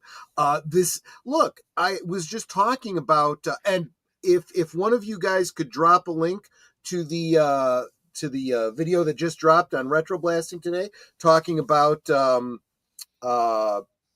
Indiana Jones and the Great Circle, or the Seventh Circle of Hell, or whatever it is, drop that, because look, fans play these games, they have strong opinions, and they will be critical.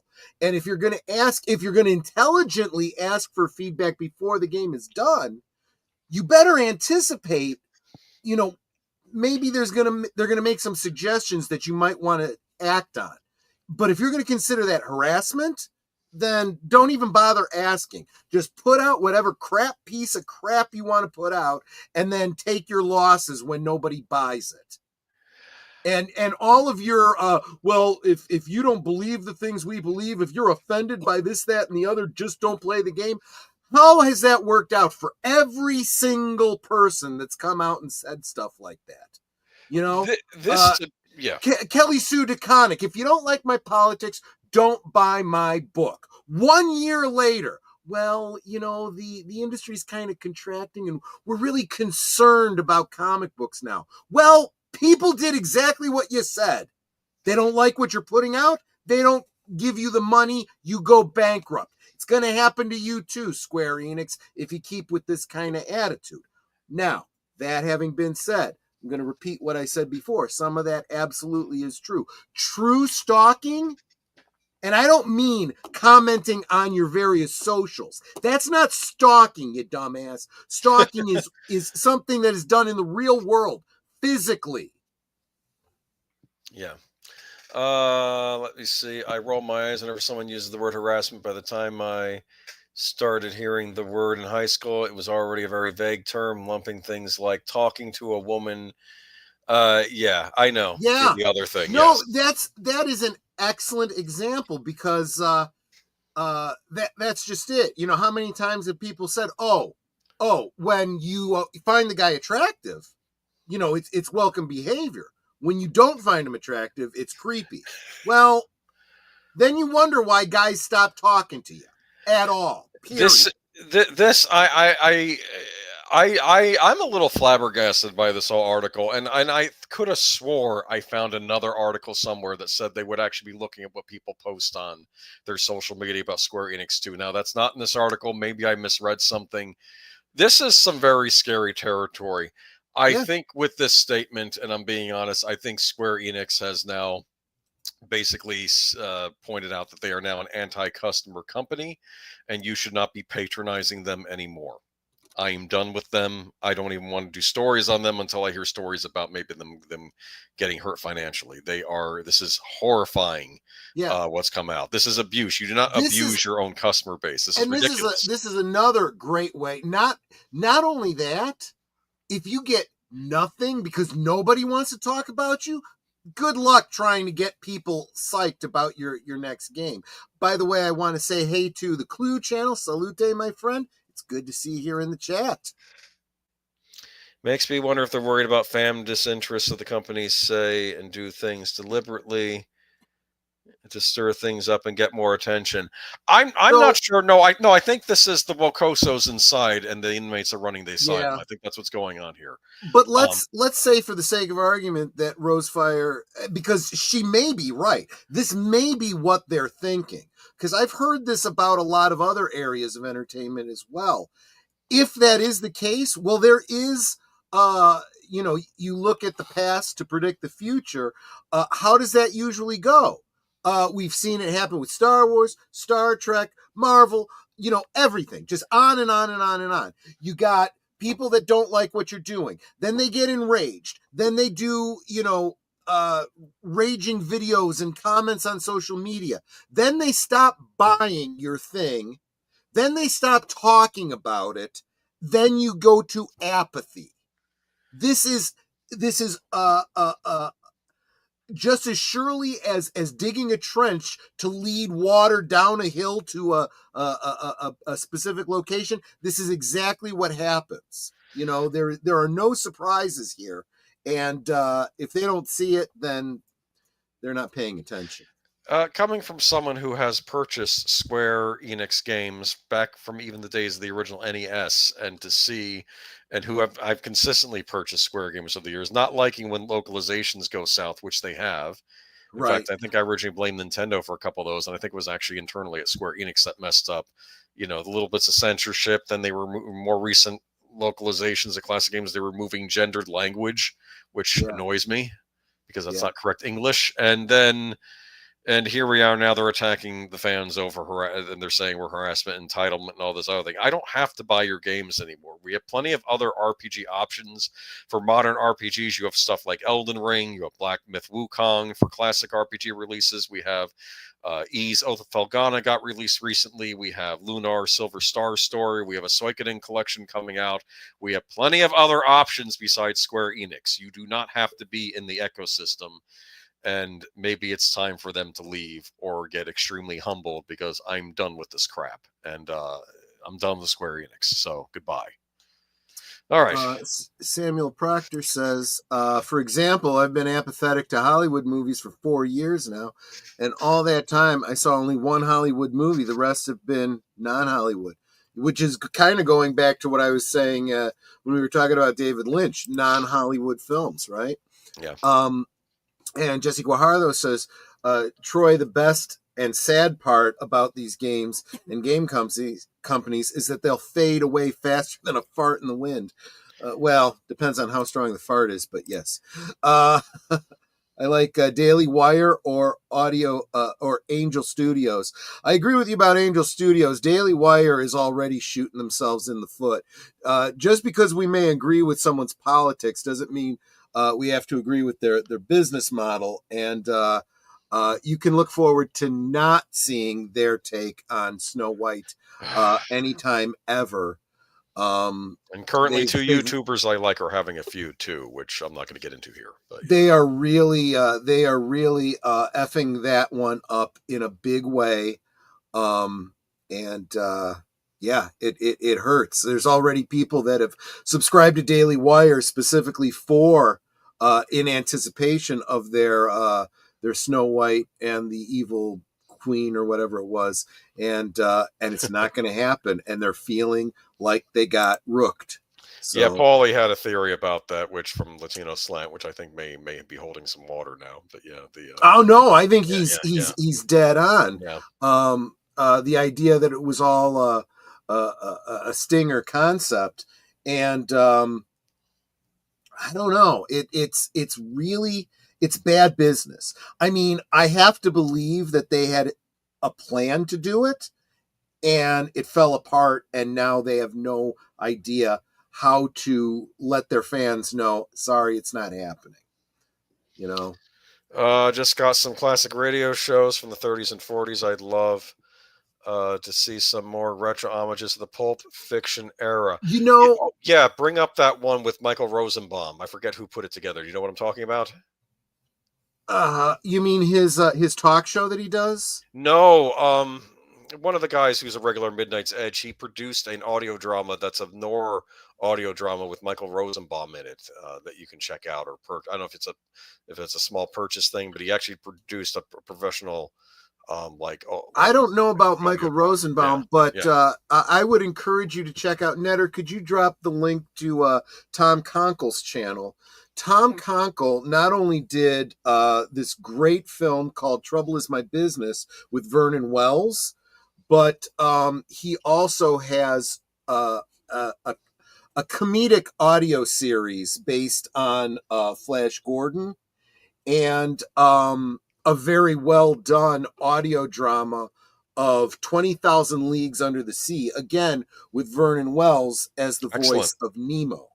If you enjoy the Orson Welles radio programs, you would absolutely love Tom Conkle's channel on YouTube. Definitely check that out. Plus, he's got a lot of great little comedy skits.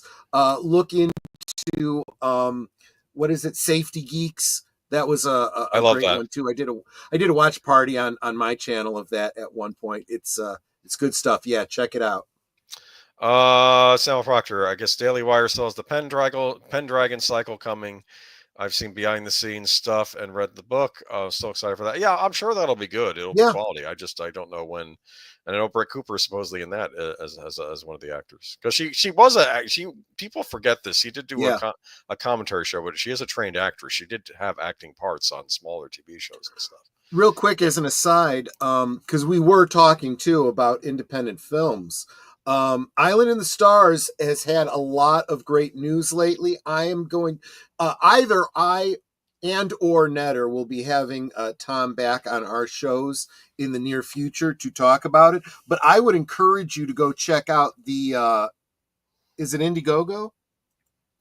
Sorry? Indiegogo for Island in the Stars? Yeah. Go check out the Indiegogo for that, because they've got a number of updates posted there. It is moving along. It's gotten some great backing, but there's a lot of details they can't give just yet because of the financial backing that they've gotten, partly leveraged by how well the Indiegogo did. They have been able to start approaching some bigger name stars to begin production. So go check that out. But in the coming months, we'll get him back on our channels and be talking with him. Mm-hmm. Okay, cool.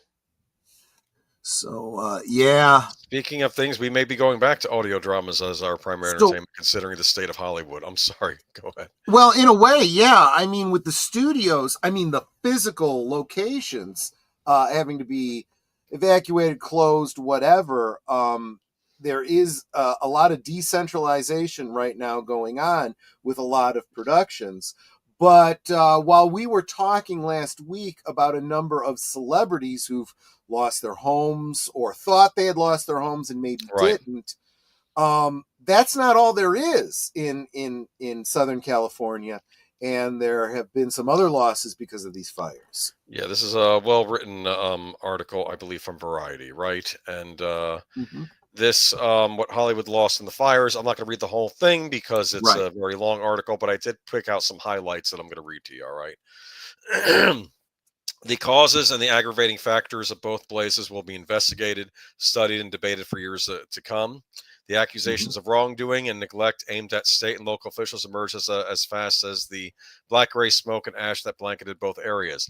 But for now, however, hundreds of thousands of displaced fire victims are still wrestling with their immediate loss, a crisis made that much harder by a cascade of feelings that run the gamut of numbness and shock to panic, gratitude and fury.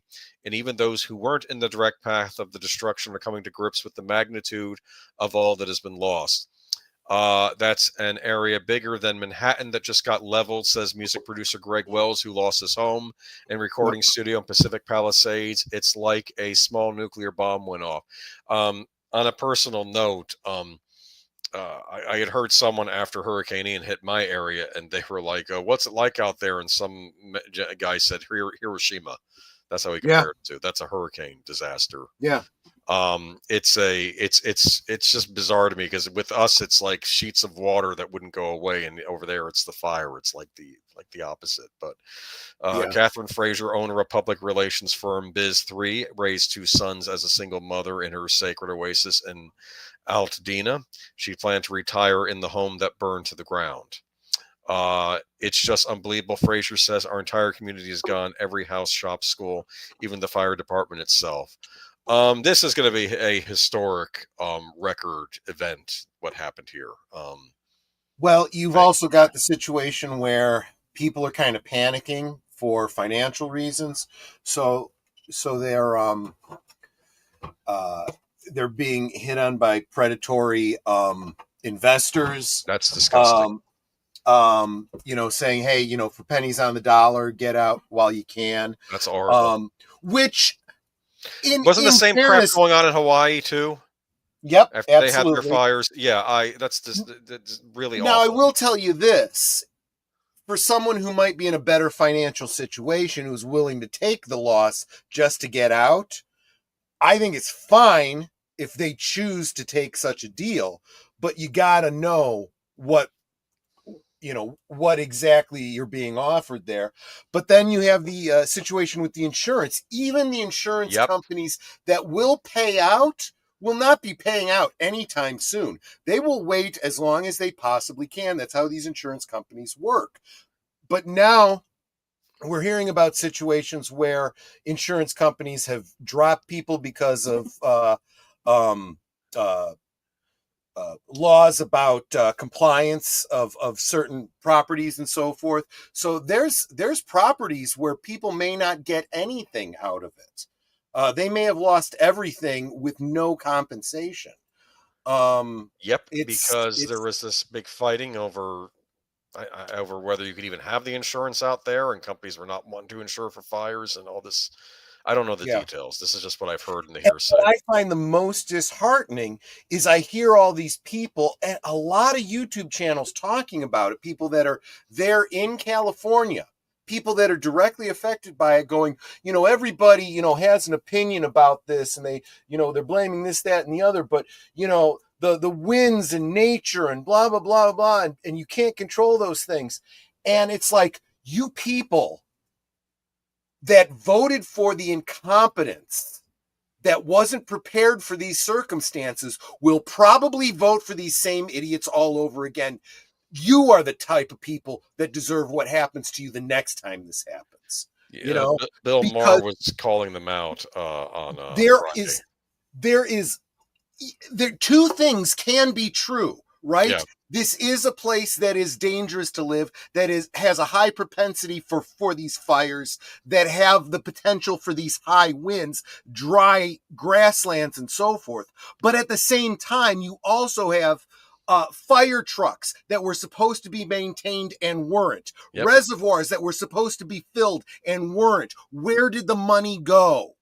Okay, so you do have incompetent leaders that did not prepare for these circumstances. And boy, howdy, when I see an article talking about, this is a known problem, we've known about this for decades, that makes it even worse, you dumbass, because you should have been preparing for this for decades if you knew about it. There is no excuse then for there to be empty reservoirs and not enough water, and not having the ability to pump water into these neighborhoods, and trucks that can't be used because they haven't been maintained. You should have more of those things. Then it comes out about all the firefighters that were let go because they had to cut budgets. So again, you knew this was a possible thing that was going to happen, and or forced to resign because they wouldn't take certain medical options.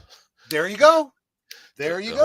Another problem is fire hydrants. Apparently, some of them had been stolen and sold for parts. And I'm thinking, who steals a fire hydrant? This is for the good of the community when there's a fire, and you're taking it, stealing it for parts because it's not your problem. I don't understand the mentality. The timing for fires around Hollywood couldn't have been worse. Well, you've also got people that are going into these neighborhoods that have been evacuated to loot. So this should not come as a surprise. The timing for the fires around Hollywood couldn't have been worse after the strike, the tremendous cost of films, the lack of theater attendance from 2020, etc. Okay. It's not good. We're going to get into that more too as I go down. Hold on. But I will say this about the timing. And I'm not going, for any like conspiracy theory or anything like that.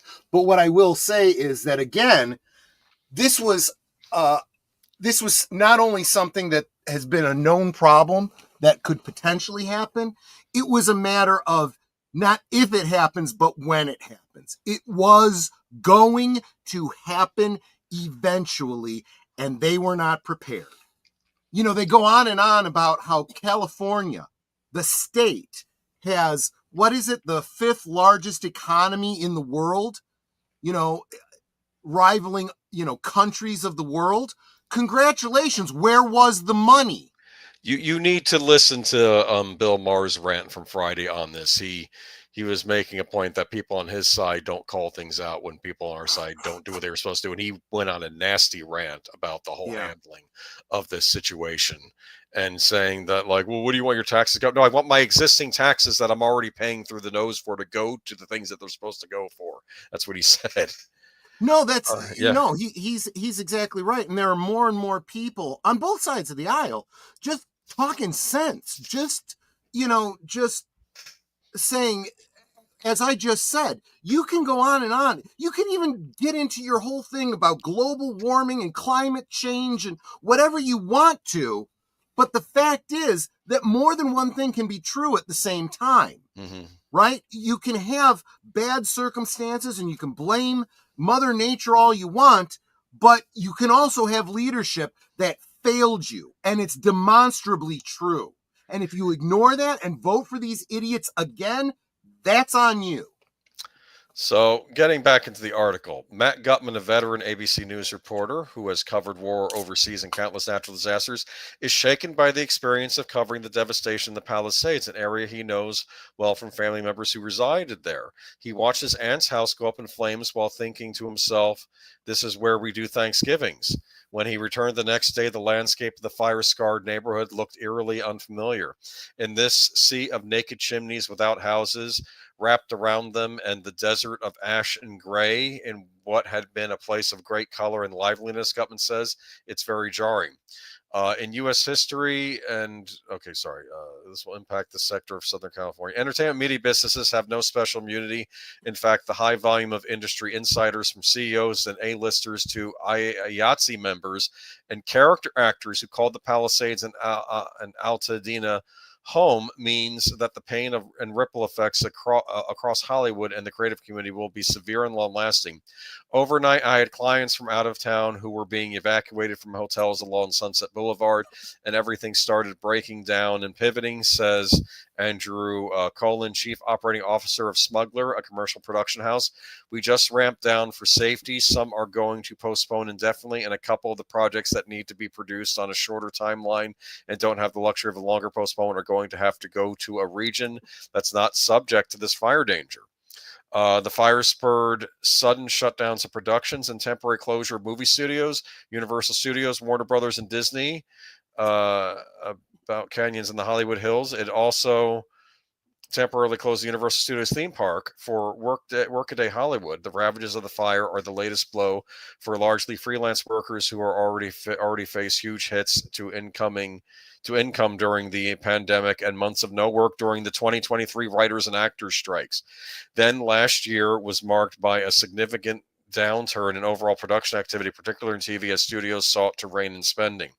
It's been really hard because every time I feel like I'm making some sort of momentum and things are pushing forward, there's another hurdle, says background actor Evan Shafran, who lives in the Burbank area and kept a close eye on fire conditions. He didn't earn enough in 2024 to qualify for SAG-AFTRA health insurance this year. He hoped the new year would bring more opportunities. We need the jobs even more now that this fire has happened, Shafran says. People don't realize how much the lack of work here is affecting everybody, and the trickle-down effect, everybody is suffering.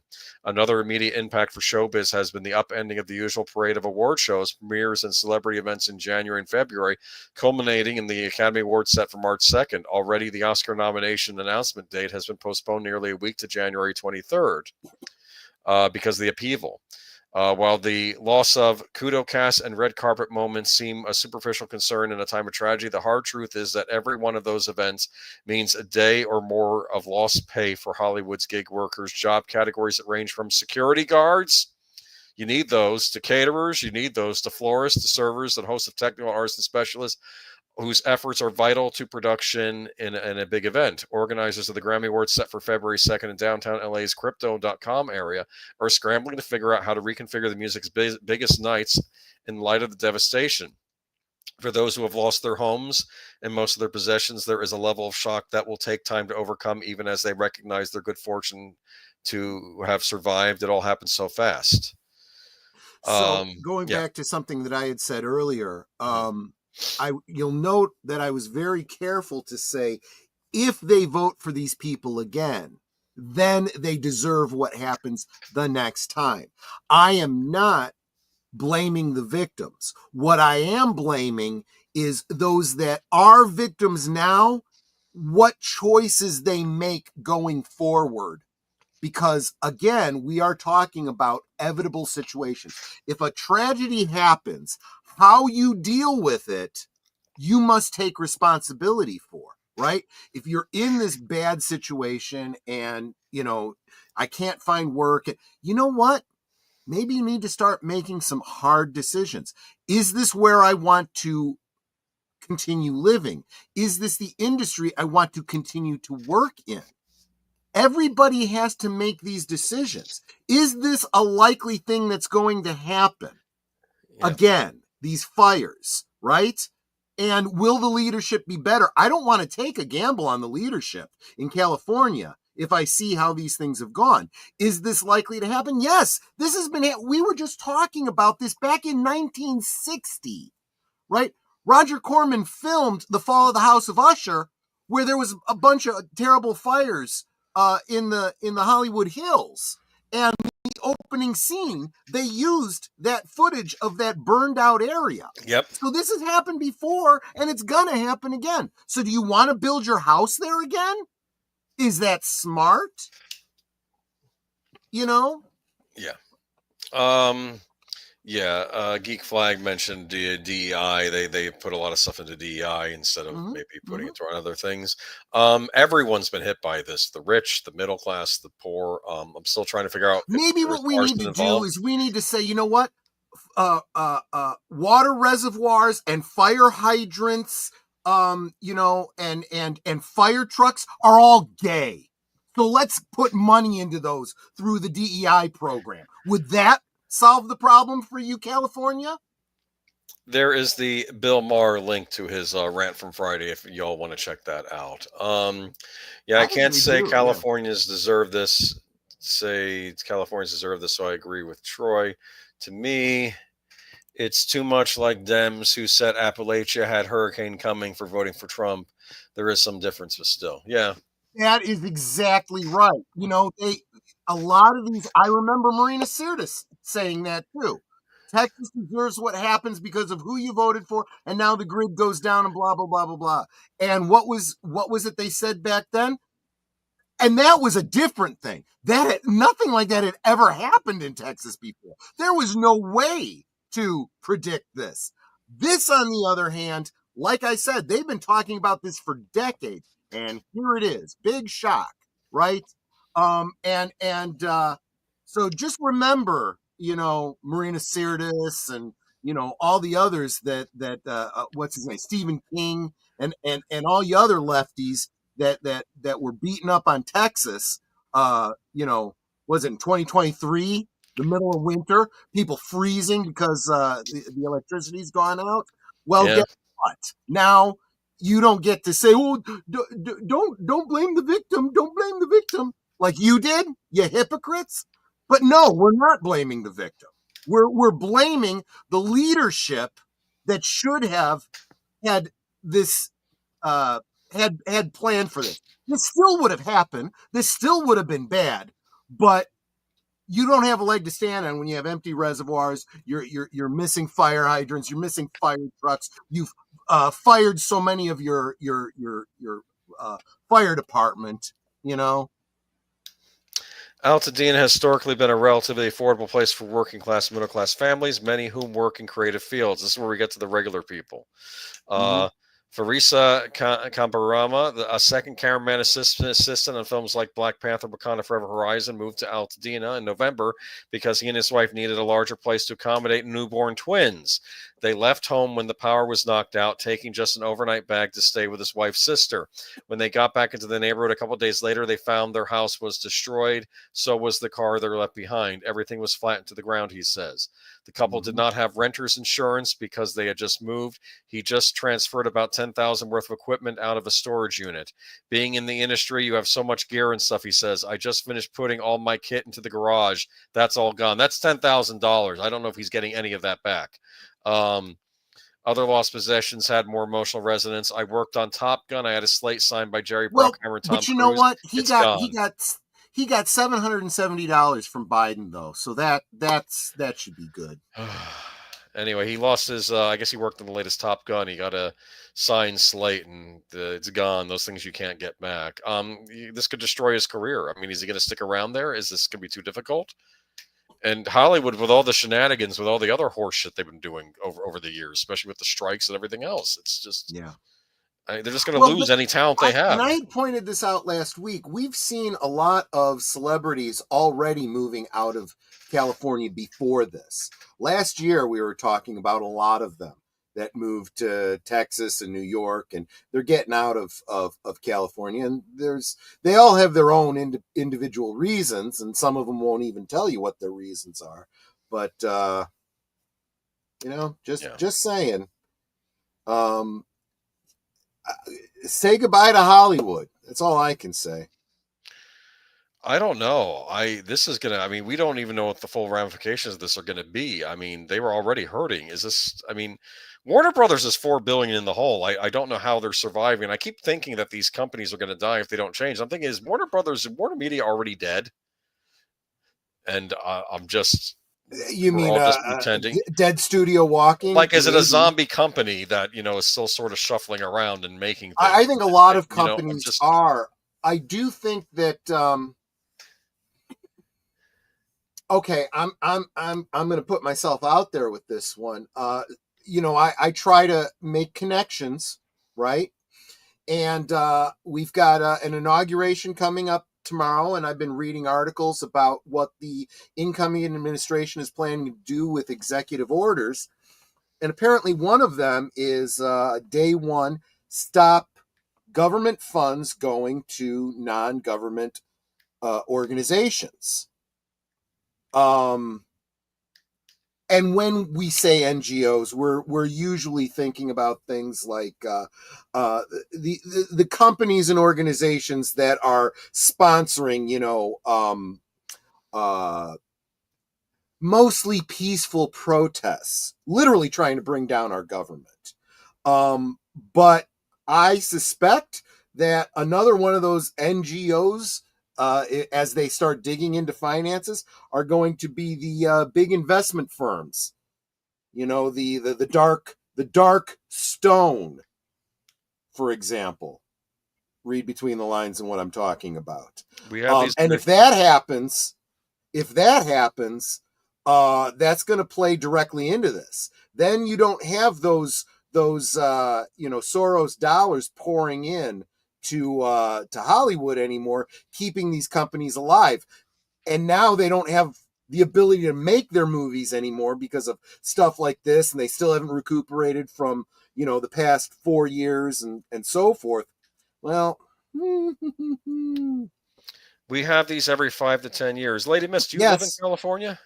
I didn't know that, but yes, that is absolutely true. Some are larger, some are smaller, but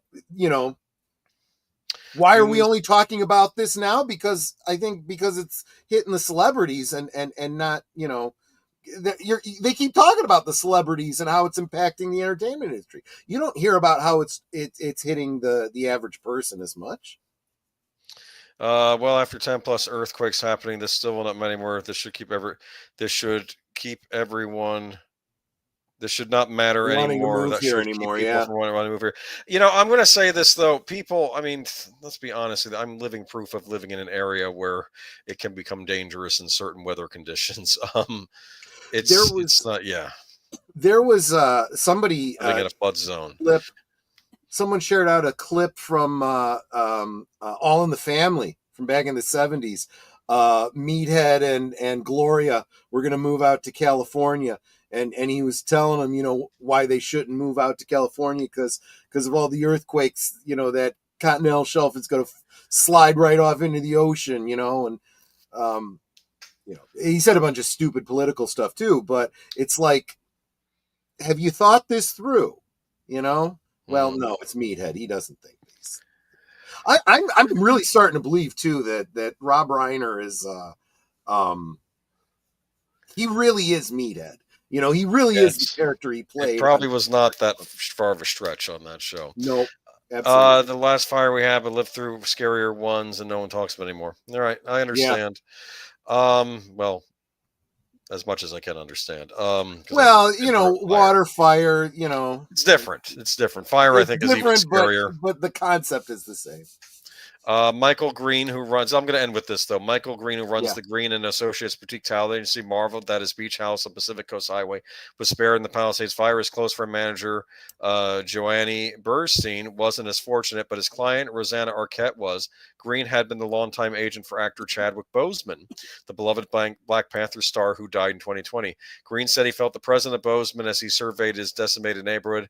Chadwick was watching over. Green says, "I know he's watching."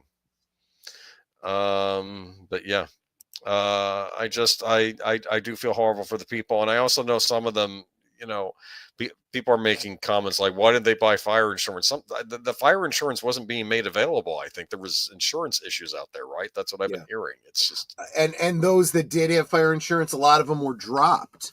So there's that problem too. They literally did get insurance. They paid into the insurance, and now they're getting nothing out. There's going to be a lot of lawsuits coming out of this. I can guarantee you. Again, I don't have words, but I'm sure I'll be covering this in the weeks to come. I'm very curious if they have an origin source for how these fires started too. Yeah.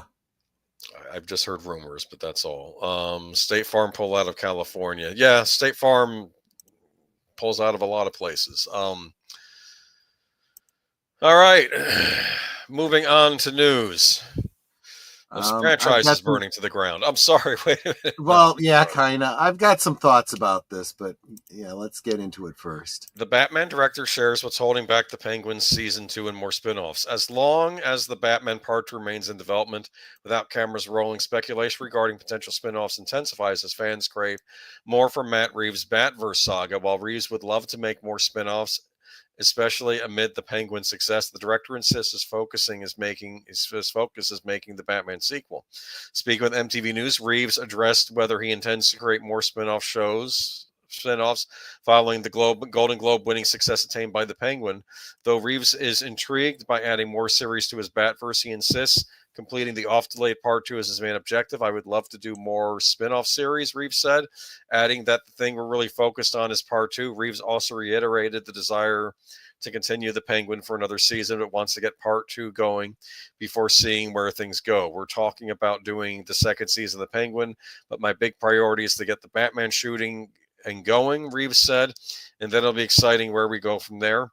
The Penguin proved to be a successful first spin-off series in the Batverse, earning some of the best ratings and streaming numbers for the HBO original series.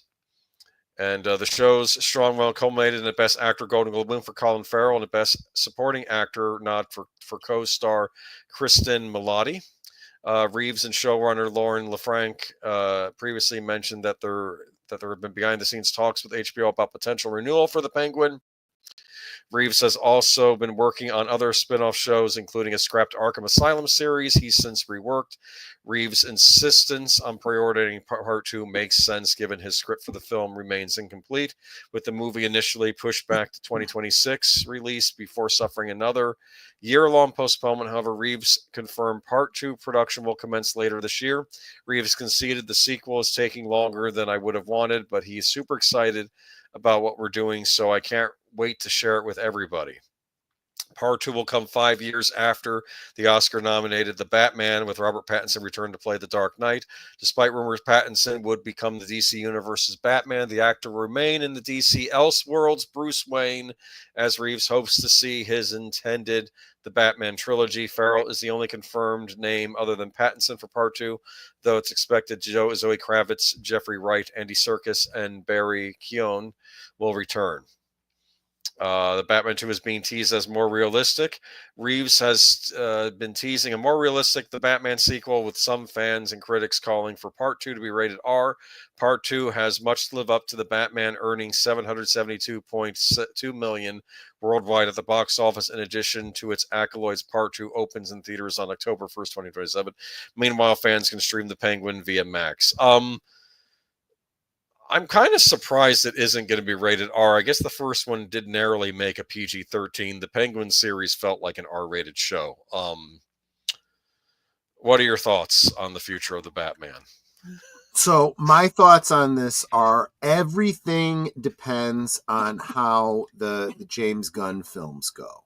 And despite what they're saying here, I think that what's really holding this up is them holding their breath and saying, taking a wait and see about the Gunverse.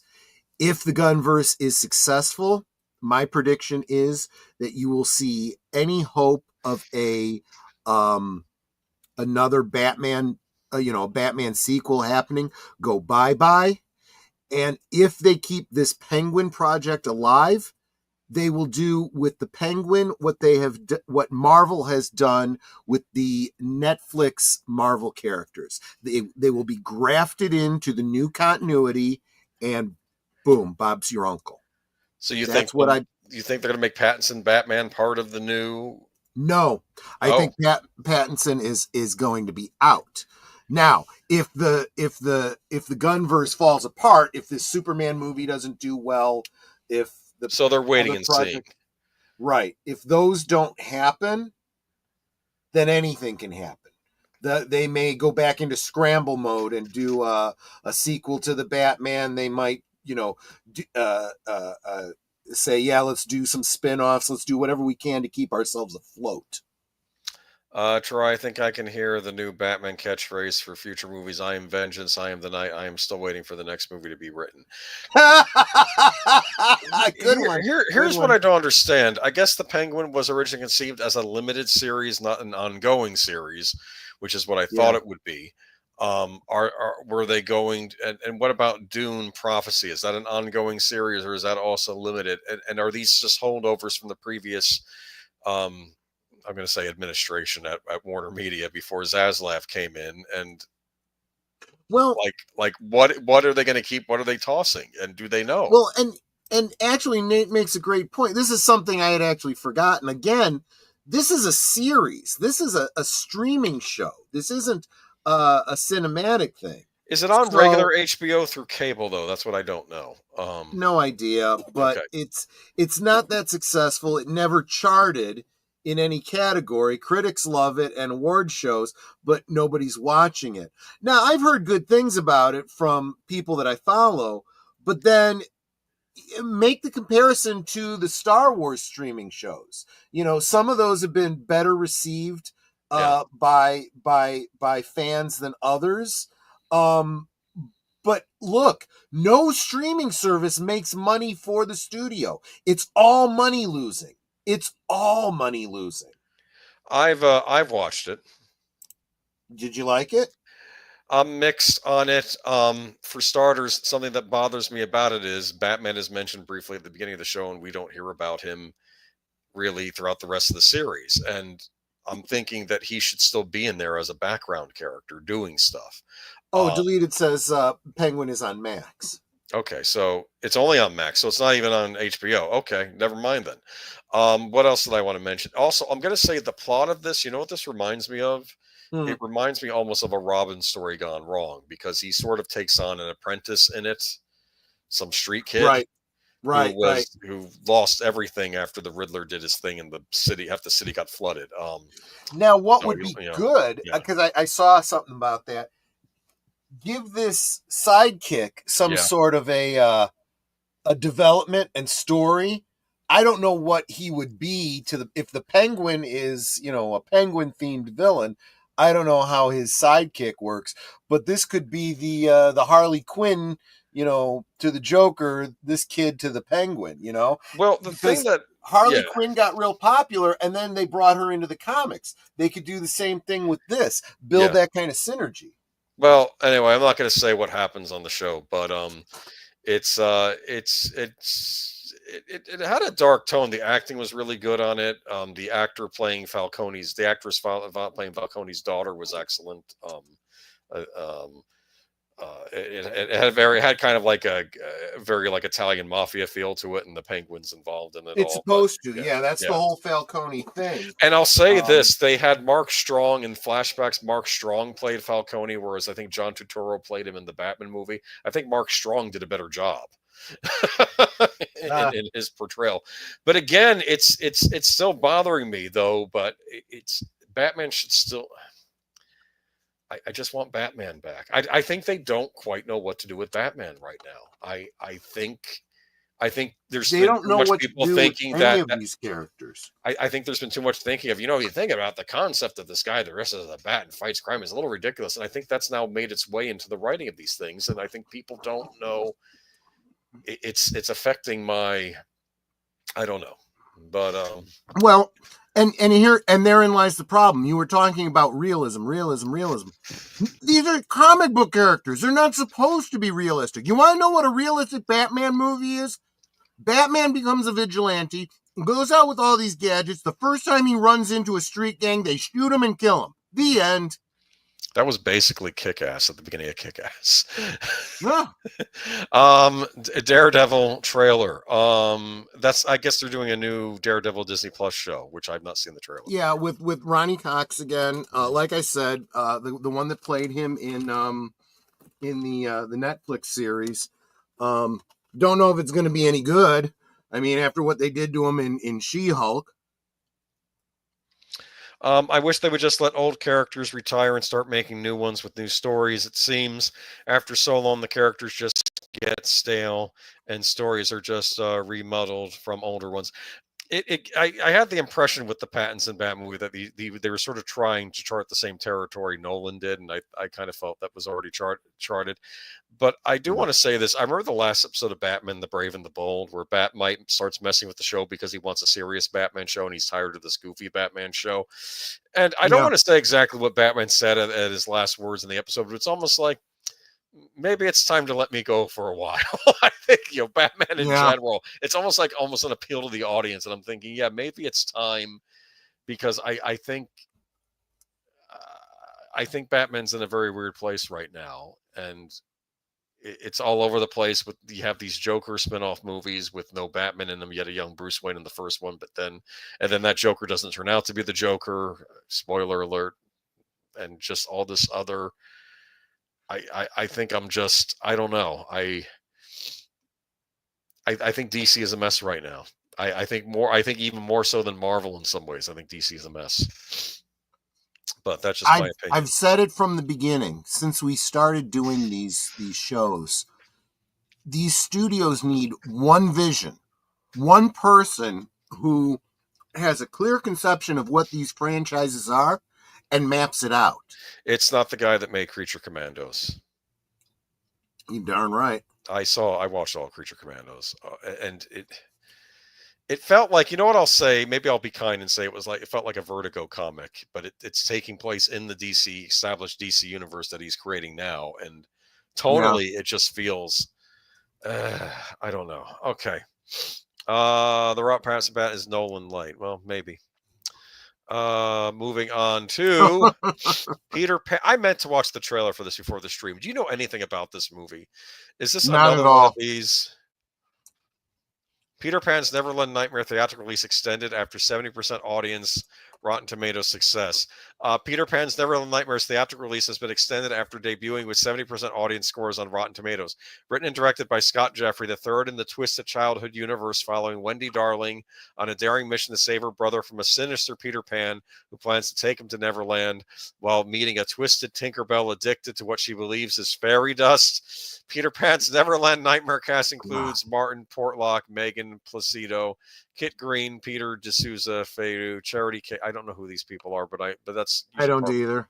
It's par for the course with horror movies, though, so I'm not picking on them as actors. Right. Many horror movies have unknown actors in them. Now, Jagged Edge Productions and ITN Studios announced that Peter Pan's Neverland Nightmare is extending its theatrical run across 75 different locations, including New York City, Universal City, California, Tampa, Florida, and more. Well, I got to drive 2 hours to go see this thing. Then, huh? Sorry. The movie will now remain in theaters until January 23rd. Tickets are available online through Iconic Events releasing or participating theaters. The extension of Peter Pan's Neverland Nightmare's theatrical release suggests there is a strong audience enthusiasm for the horror film. Oh, you mean this horror film? Okay, I thought the horror film in general. Okay, the film was originally released in limited theaters for 3 days from January 13th to 15th, and though box office numbers aren't available, it had to have performed well for the studio to justify extending it. audiences are seemingly enjoying the horror movie, evidenced by 70% audience score on Rotten Tomatoes from 50 plus verified ratings. While not an eye-popping number, it's an increase from TCU's first film, Winnie the Pooh, Blood and Honey, but not its sequels, 73%. Winnie the Pooh horror universe is set to bring new terrifying twists to classic tales. Here's every confirmed. Oh, that's a link to somewhere else. So, what do you think, huh? So Nate makes a great point. He looks a little old to be Peter Pan. Honestly, here's what's interesting. There is an element of the original J.M. Barrie Peter Pan that is usually overlooked in retellings like Disney and even the stage play. And that's that it is strongly implied that the reason that the Lost Boys never grow up is because kind of a la Logan's Run, when they hit a certain age, Peter Pan, and they're done. And this may very well be the same kind of situation. I have not seen. Apparently, this is the third in a series. I had no idea this series even existed. Series of these fairy tale movies. I it's see. not the third Peter Pan in the series. No. Oh, okay. I misunderstood then. But this could very well be, a very gritty, realistic, Peter Pan is, more of an adult who is kind of an enthusiast of the playground sort of kind of. Yeah, I suspect that's going to be the implication here. And it's better than the first Pooh movie. Okay. Well, there you go. It's got some gruesome scenes, finds its audience. Okay. The Bambi one might be fun. The Bambi movie almost writes itself, but I'm trying to think what's right. It's either going to be some redneck hunter that shoots his mom, and then he grows up to be a stag and starts goring people, or is it going to be maybe someone like some couple hits Bambi's mom with their car, and No, I heard it was a hunting thing, but I'll tell you, that does kind of set Bambi up to be like, all these other nature gone wild, taking revenge kind of things that have spawned since Jaws. There was Orca, there was Grizzly, there was Piranha, Barracuda, all these others. I could totally see Grizzly. Yeah, Grizzly. Oh, you mentioned that. I could totally see a Bambi being like the deer version of all of those. That would be very interesting. And then, the sequel to it, of course, has got to be Cocaine Bambi, right? Waiting for Charlie Brown to go public domain. They're going to have a field day. Okay. Larry. Is it going to be Larry the Cable Guy that hunts? If it was Larry the Cable Guy, I would pay to see that. That would be incredible, right. I totally would too. They could add some comedy to that. That might be funny. All right. So let's go to it's a page. 9 years was supposed to was being trolled by fellow fantasy writer of Game of Thrones follow-up not being finished. I decided to post a picture from the actual Twitter account or X account. Game of Thrones author George R. Martin has been mocked yet again for his slow writing pace, this time by fellow fantasy writer Larry Correia. Correia mentioned Martin in the dedication section of his new book, Heart of the Mountain, which has since been posted on Twitter by Game of Thrones fan account Westeroses. To George R. Martin, see, it's not that hard, reads the dedication, seemingly making fun of Martin for the amount of time it has taken him to finish the final books in his Song of Ice and Fire series. Check out the post below.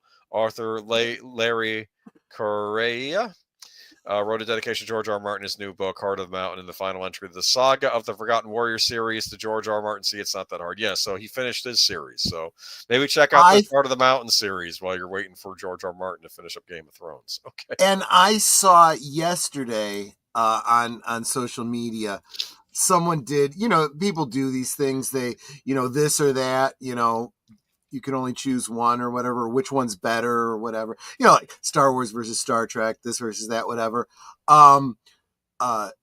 this one was Lord of the Rings or Game of Thrones, and everyone was saying Lord of the Rings. Obviously, at least Tolkien was able to finish the series. Not only that, but he originally, this is the thing people forget, that he originally was going to publish that as one book called Lord of the Rings. Right. And there was paper Exactly. shortages after the war, so they wanted him to release it in 3 volumes. That's why it became known as the trilogy. It's really a one Right. volume of 6 books, is what it is. Right. And they put like or 2, I don't know, or whatever it is. I don't know. I'm not an expert. I don't remember what the breakdown is, but as you read It's 6 the parts, individual yes. 3, Yes. as you read the individual 3, you realize that the 3 books are broken up within them. I think. Yeah. I think it's 6 parts, if I'm not mistaken. Don't quote me on that though. But I remember at the end of the first part, that's when the ring wraiths are about to get Frodo as he's trying to get to Rivendell, and then the flooded water pours over them, and you think it destroys them. We find out later it didn't destroy them, but it definitely knocked them on their butts, right? And that's how it ended. Yeah, the first part. That's a good way to end the first part, right? That's like a big climactic. Oh yeah, a cliffhanger is always a great way to end a story. But we weren't sure if Frodo was going to live either because he was stabbed with that knife, right? And that was a thing. And then, but then, and I'm telling you, I'm getting sick and tired of all the excuses. He's upset because the fans are mad at me, and I'm taking all this abuse online. It's like, grow the hell up. Are you an author or not? You started a series. Are you going to finish it or not? Because honestly, I feel like you owe the money back to all the fans who bought your previous books if you don't finish this. George, if you're watching, put down the gravy-covered sandwich and get to work. Jesse Gajardo, it didn't take 9 years. I can tell you that between volumes. J.K. Rowling, I remember she was under a lot of pressure, especially those later books, but she got them done in what I considered a reasonable amount of time. They did take, some of the later ones took longer than she had initially planned, but it was interesting. I remember J.K. Rowling once wrote that she was under so much pressure, she almost wished someone would break her arm so she'd have an excuse not to work on it. That's how much pressure. It's funny. That is completely the opposite, though, right? Yeah. She's wishing for an excuse when really she could make up any excuse she wants. She could do what George Martin is doing, but she didn't. She kept going and kept going. I'm sorry. I have no respect for the fat man at this point. I really don't. Sam Procter is now the longer Harry Potter books were longer. Yes, they were. They did get each book, especially when it started part 4, they started getting really long. Honestly, and if he didn't finish it all together, maybe write one more and tie up a few threads. Yep. The problem with that theory is that I think we have already gotten the idea of where his story was going from the horrible abortion of a resolution that we got from HBO. And in order to get to that ending, there's a lot of stuff that needs to happen. And we didn't get it from HBO. So earlier on, Boomer, you were talking about how the character of Daenerys makes absolutely no sense. And she suddenly went crazy. And,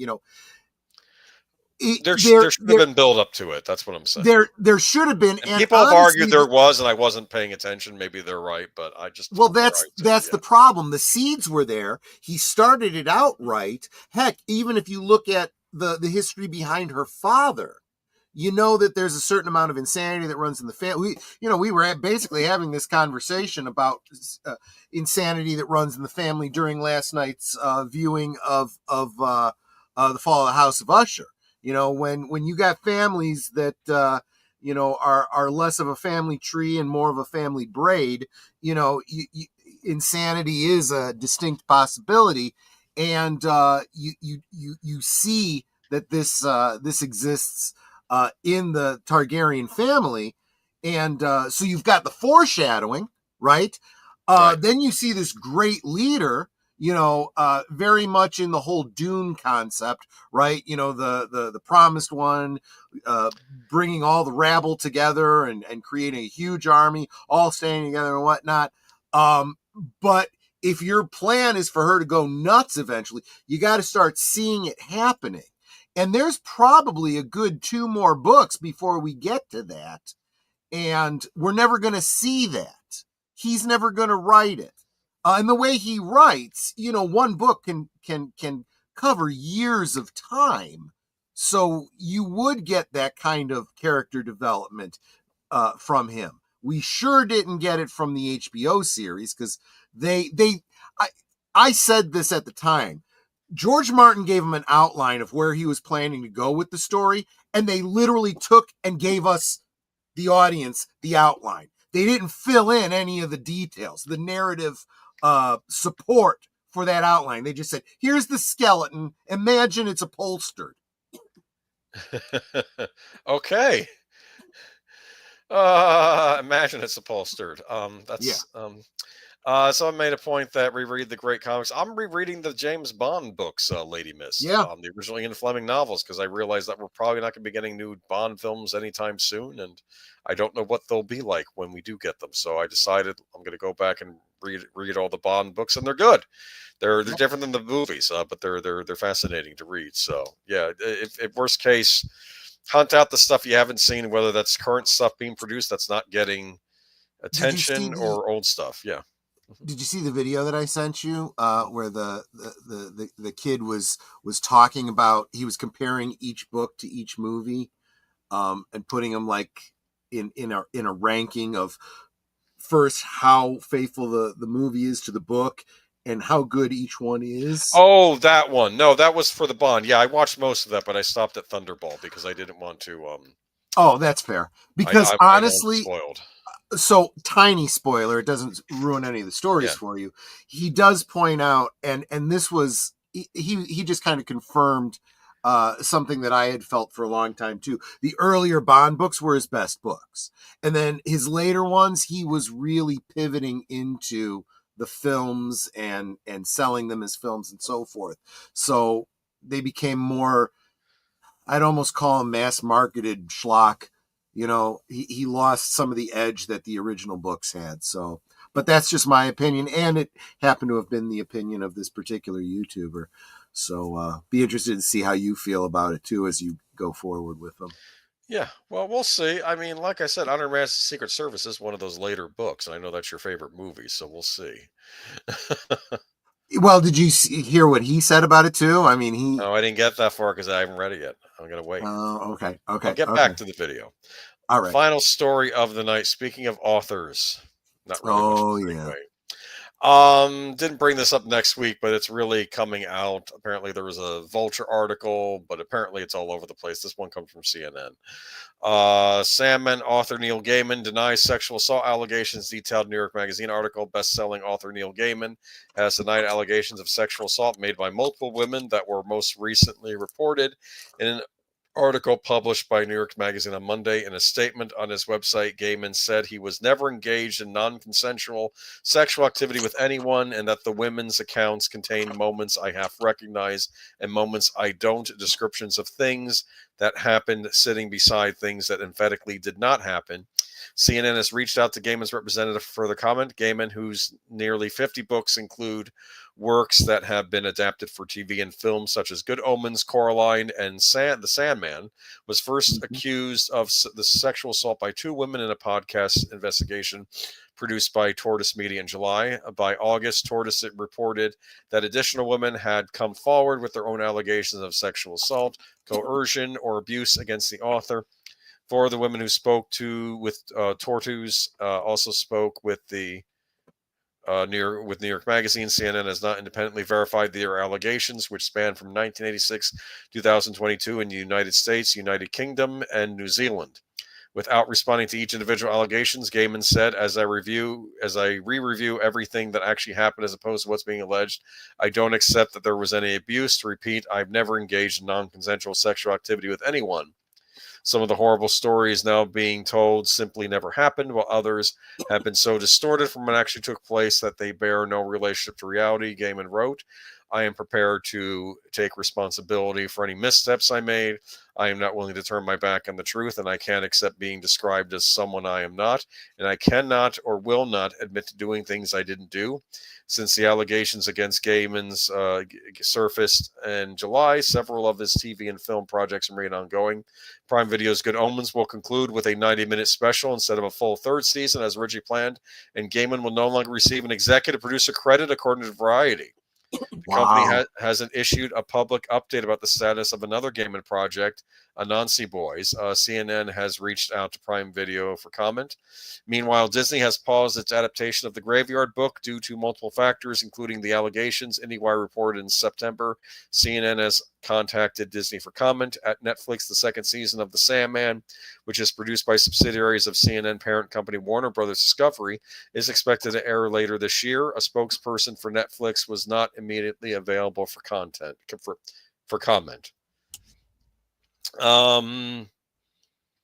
So basically, people are saying he did these things. He's saying these things did not happen as they say they happened. Either one of the parties is lying, or both parties are remembering things differently and have convinced things that these things happened. So, what is your opinion on this? So as far as my opinions of Gaiman and his works, huge fan of the Sandman series, Death and the Endless, and his work for DC Comics. I've read some of his other books. Good stuff. Don't know much about him personally. It's not really relevant. When it comes to these kinds of allegations, I don't have an opinion until the thing is litigated. I want to see the proof. I'm always skeptical when somebody makes an allegation years after an event. When you make an allegation against someone, you need to have proof. It should not be enough for you to just say someone did something. And if that needs to start like immediately, like earlier today or last night, someone did something to me and I want to press charges. Unless you do that, you're going to have a really, really hard time coming back years later. Just finished the Graveyard Book. It's great. I hope the allegations aren't true. Well, but then again, just because the book was good should have no bearing on, he could do whatever he if he's guilty of these things, that doesn't take away from your enjoyment of the art, right? You got to be able to separate the artist from the art. This is true. He was a purported male feminist. A male feminist gets accused of being a freak show. Shocker. Yeah, I mean, this tends to be a thing where this does add a dimension to it, because when you say a male feminist, I don't know specifically about Neil Gaiman, but generally you're talking about somebody who is derisive of other men and believe all women and blah blah blah blah blah. So it becomes a little bit Schadenfreude when it comes back to bite you later. Oh, are we supposed to believe all women when they're accusing you? Just wondering, and But it's looking like he may end up becoming Me Too'd. I'm going to say that. And I do want to say, whatever happened to Johnny Depp's career? And I thought he was exonerated with that trial, but have we seen him in any big Hollywood production since that happened? And maybe no, that's and he by won't his be own going choice. back to Hollywood anyway. No. Yeah. And that's as much his own choice as anything else. He's doing independent stuff. He's focusing on his music, and he's doing stuff outside the United States. And that's his choice, and he's still very successful and very popular. And good on him. We got to stop looking at Hollywood for all of our entertainment and assuming if we don't see things in Hollywood, people aren't still doing stuff. Right. This is why last year I did all that. I was, or was it last year or the year before? I was doing a lot of talking about Korean films and Japanese films and, Scandinavian films and so forth. There's a lot of good stuff out there, folks, that's being made outside the United States. Now, that hurts my heart. I want, the U.S. to be the center of everything. But when they're falling short and we're not doing something, well, I got to go somewhere else to get what I need. Yes. And that's the end. Yeah, there you go. There you go. I don't know. I don't want to say it's a bummer night, but it was, we had the Switch 2 reveal, which Nintendo did not want to reveal. And we had Lunar Silver Star Lunar Collection coming out. There we go, which Troy's never heard of that. But if you want to get into Japanese RPGs, there are worse places to start, Troy, if you ever decide. Okay? Okay. I'm sure it's going to be on Steam. So, anyway. But that's it for this week. And that's it for this week. And what do we have going on? Is there a midnight show coming up tonight? I believe there is. I think tonight was going to be the one with Sin's Corner on Deleted Scenes channel. It's going to be the other side of midnight. Correct me if I'm wrong in the chat, Deleted Scenes, but I believe Let you do. Let me see if I can't set up a forward for you to that. If you've got it set up, I can absolutely do that. Deleted Scenes. And yeah. But yeah, we're gonna have a lot of stuff this week. I know that on let me see that anyway. Okay, this is what we call dead air, and I can't do it. Okay. Yeah, I'm sorry. So no, it's my tomorrow own fault too. I am currently setting up the stream to forward you to Deleted Scenes as soon as this stream ends. Give me just a moment. But tomorrow night, I was going to do a double feature tomorrow night. I don't think I can manage a double feature, and I think I'm going to start making Monday night at the movies just a single film, and I'll just do a double feature for special occasions. Okay, so tomorrow night, Monday night at the movie, 8 Central, 9 Eastern. Kind of following off of Netter's Fall of the House of Usher. Corman does Poe, starring Vincent Price.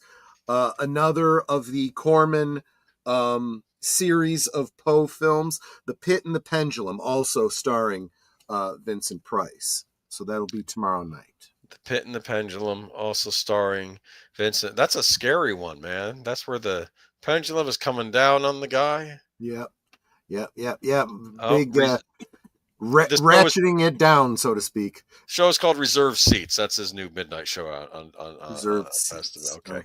But I'm glad to hear you love anime, Jesse. I've seen the anime. I don't know if you've ever heard of it. It's called Cowboy Bebop. It's kind of obscure though. I'm just messing. Anyway. Yeah, they made a TV series out of it. Let's not bring that up. Really, I don't. The corpses of awful productions that nobody liked is littered in this decade. Right. Anyway, Reserve Seats. So check that out. Then on Tuesday night, we will be on Deleted Scenes channel for Sparkwood and 21, which unfortunately is probably going to be a in memoriam stream, talking about the recent passing of David Lynch. I would expect, right? Absolutely. But maybe there'll be more to it than just that. But of course, that's enough. We could talk about maybe our favorite David Lynch movies. I don't know. Fair enough. Yeah. And then afterward on your channel, there'll be another episode of Blake 7 for a rewatch, right? Yes, there will. The second episode of the season. I don't want to give too much away. Yes. Hope to see you at 9:30 Central, 10 Eastern on my channel for the next episode of Blake 7. Yes. Okay. Then nothing this Wednesday, but Thursday on Netter's Network's Thursday Things. Yep, it's something Netter, Mark Netter, Mike Netter, Mike Netter. Yes, a YouTuber by the name of Mike Netter. It's just it seemed so on brand, right? Netter's Network. So Netter versus Netter. Okay, no, exactly. So we'll be finding out about his channel.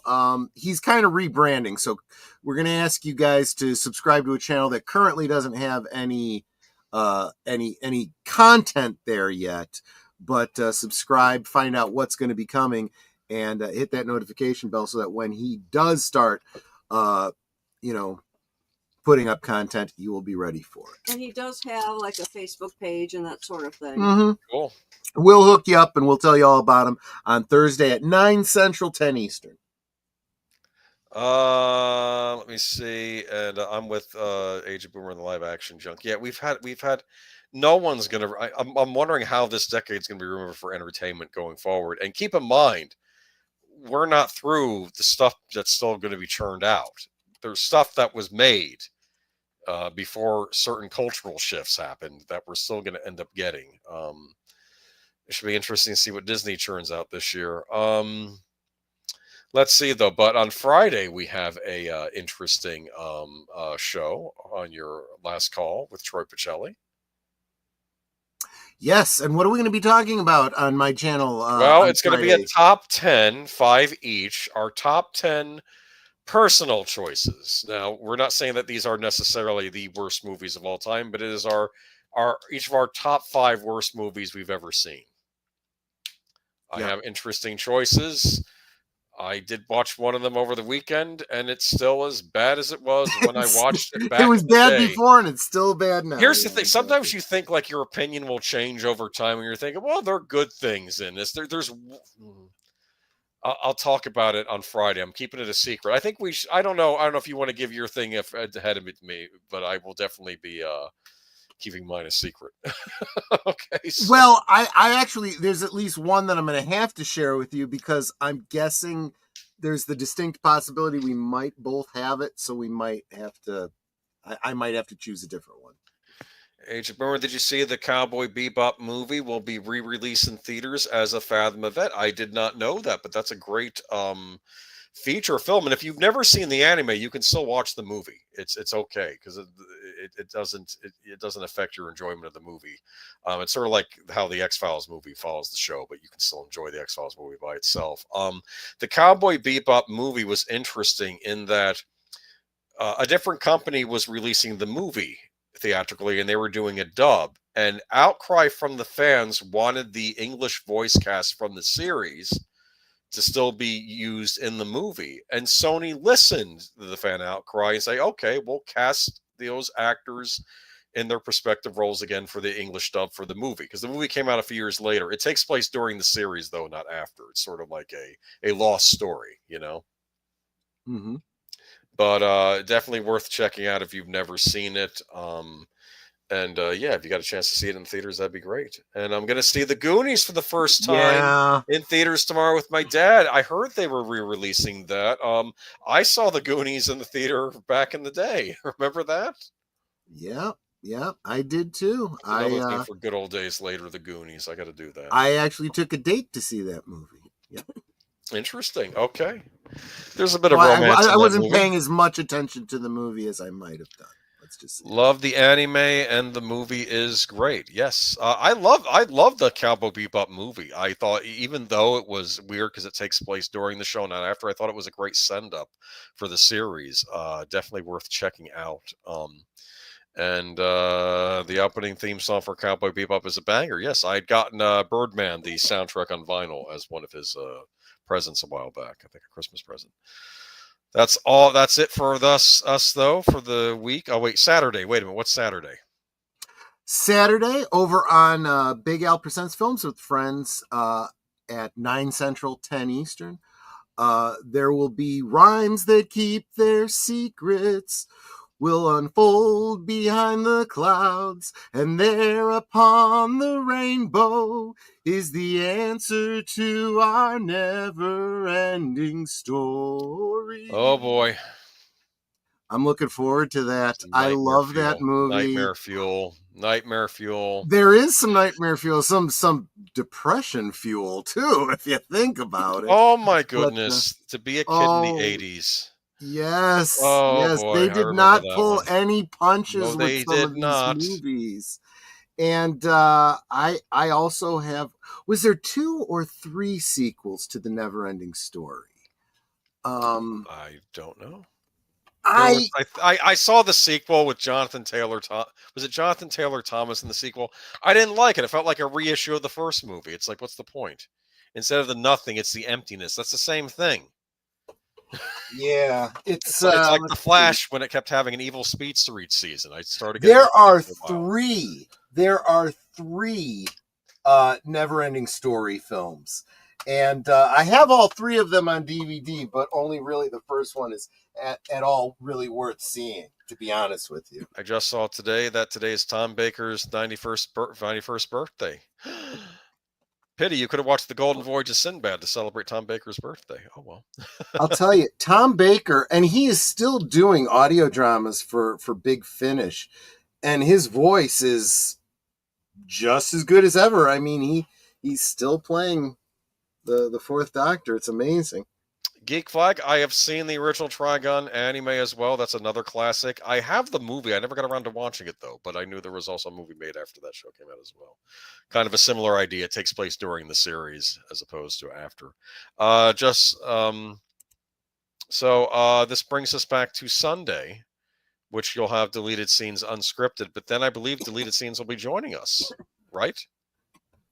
Assuming nothing changes for you guys as far as the Oscar noms. If they announce the Oscars, he will come on here and we will discuss the Oscar noms, and he will give his thoughts on the Oscar nominations.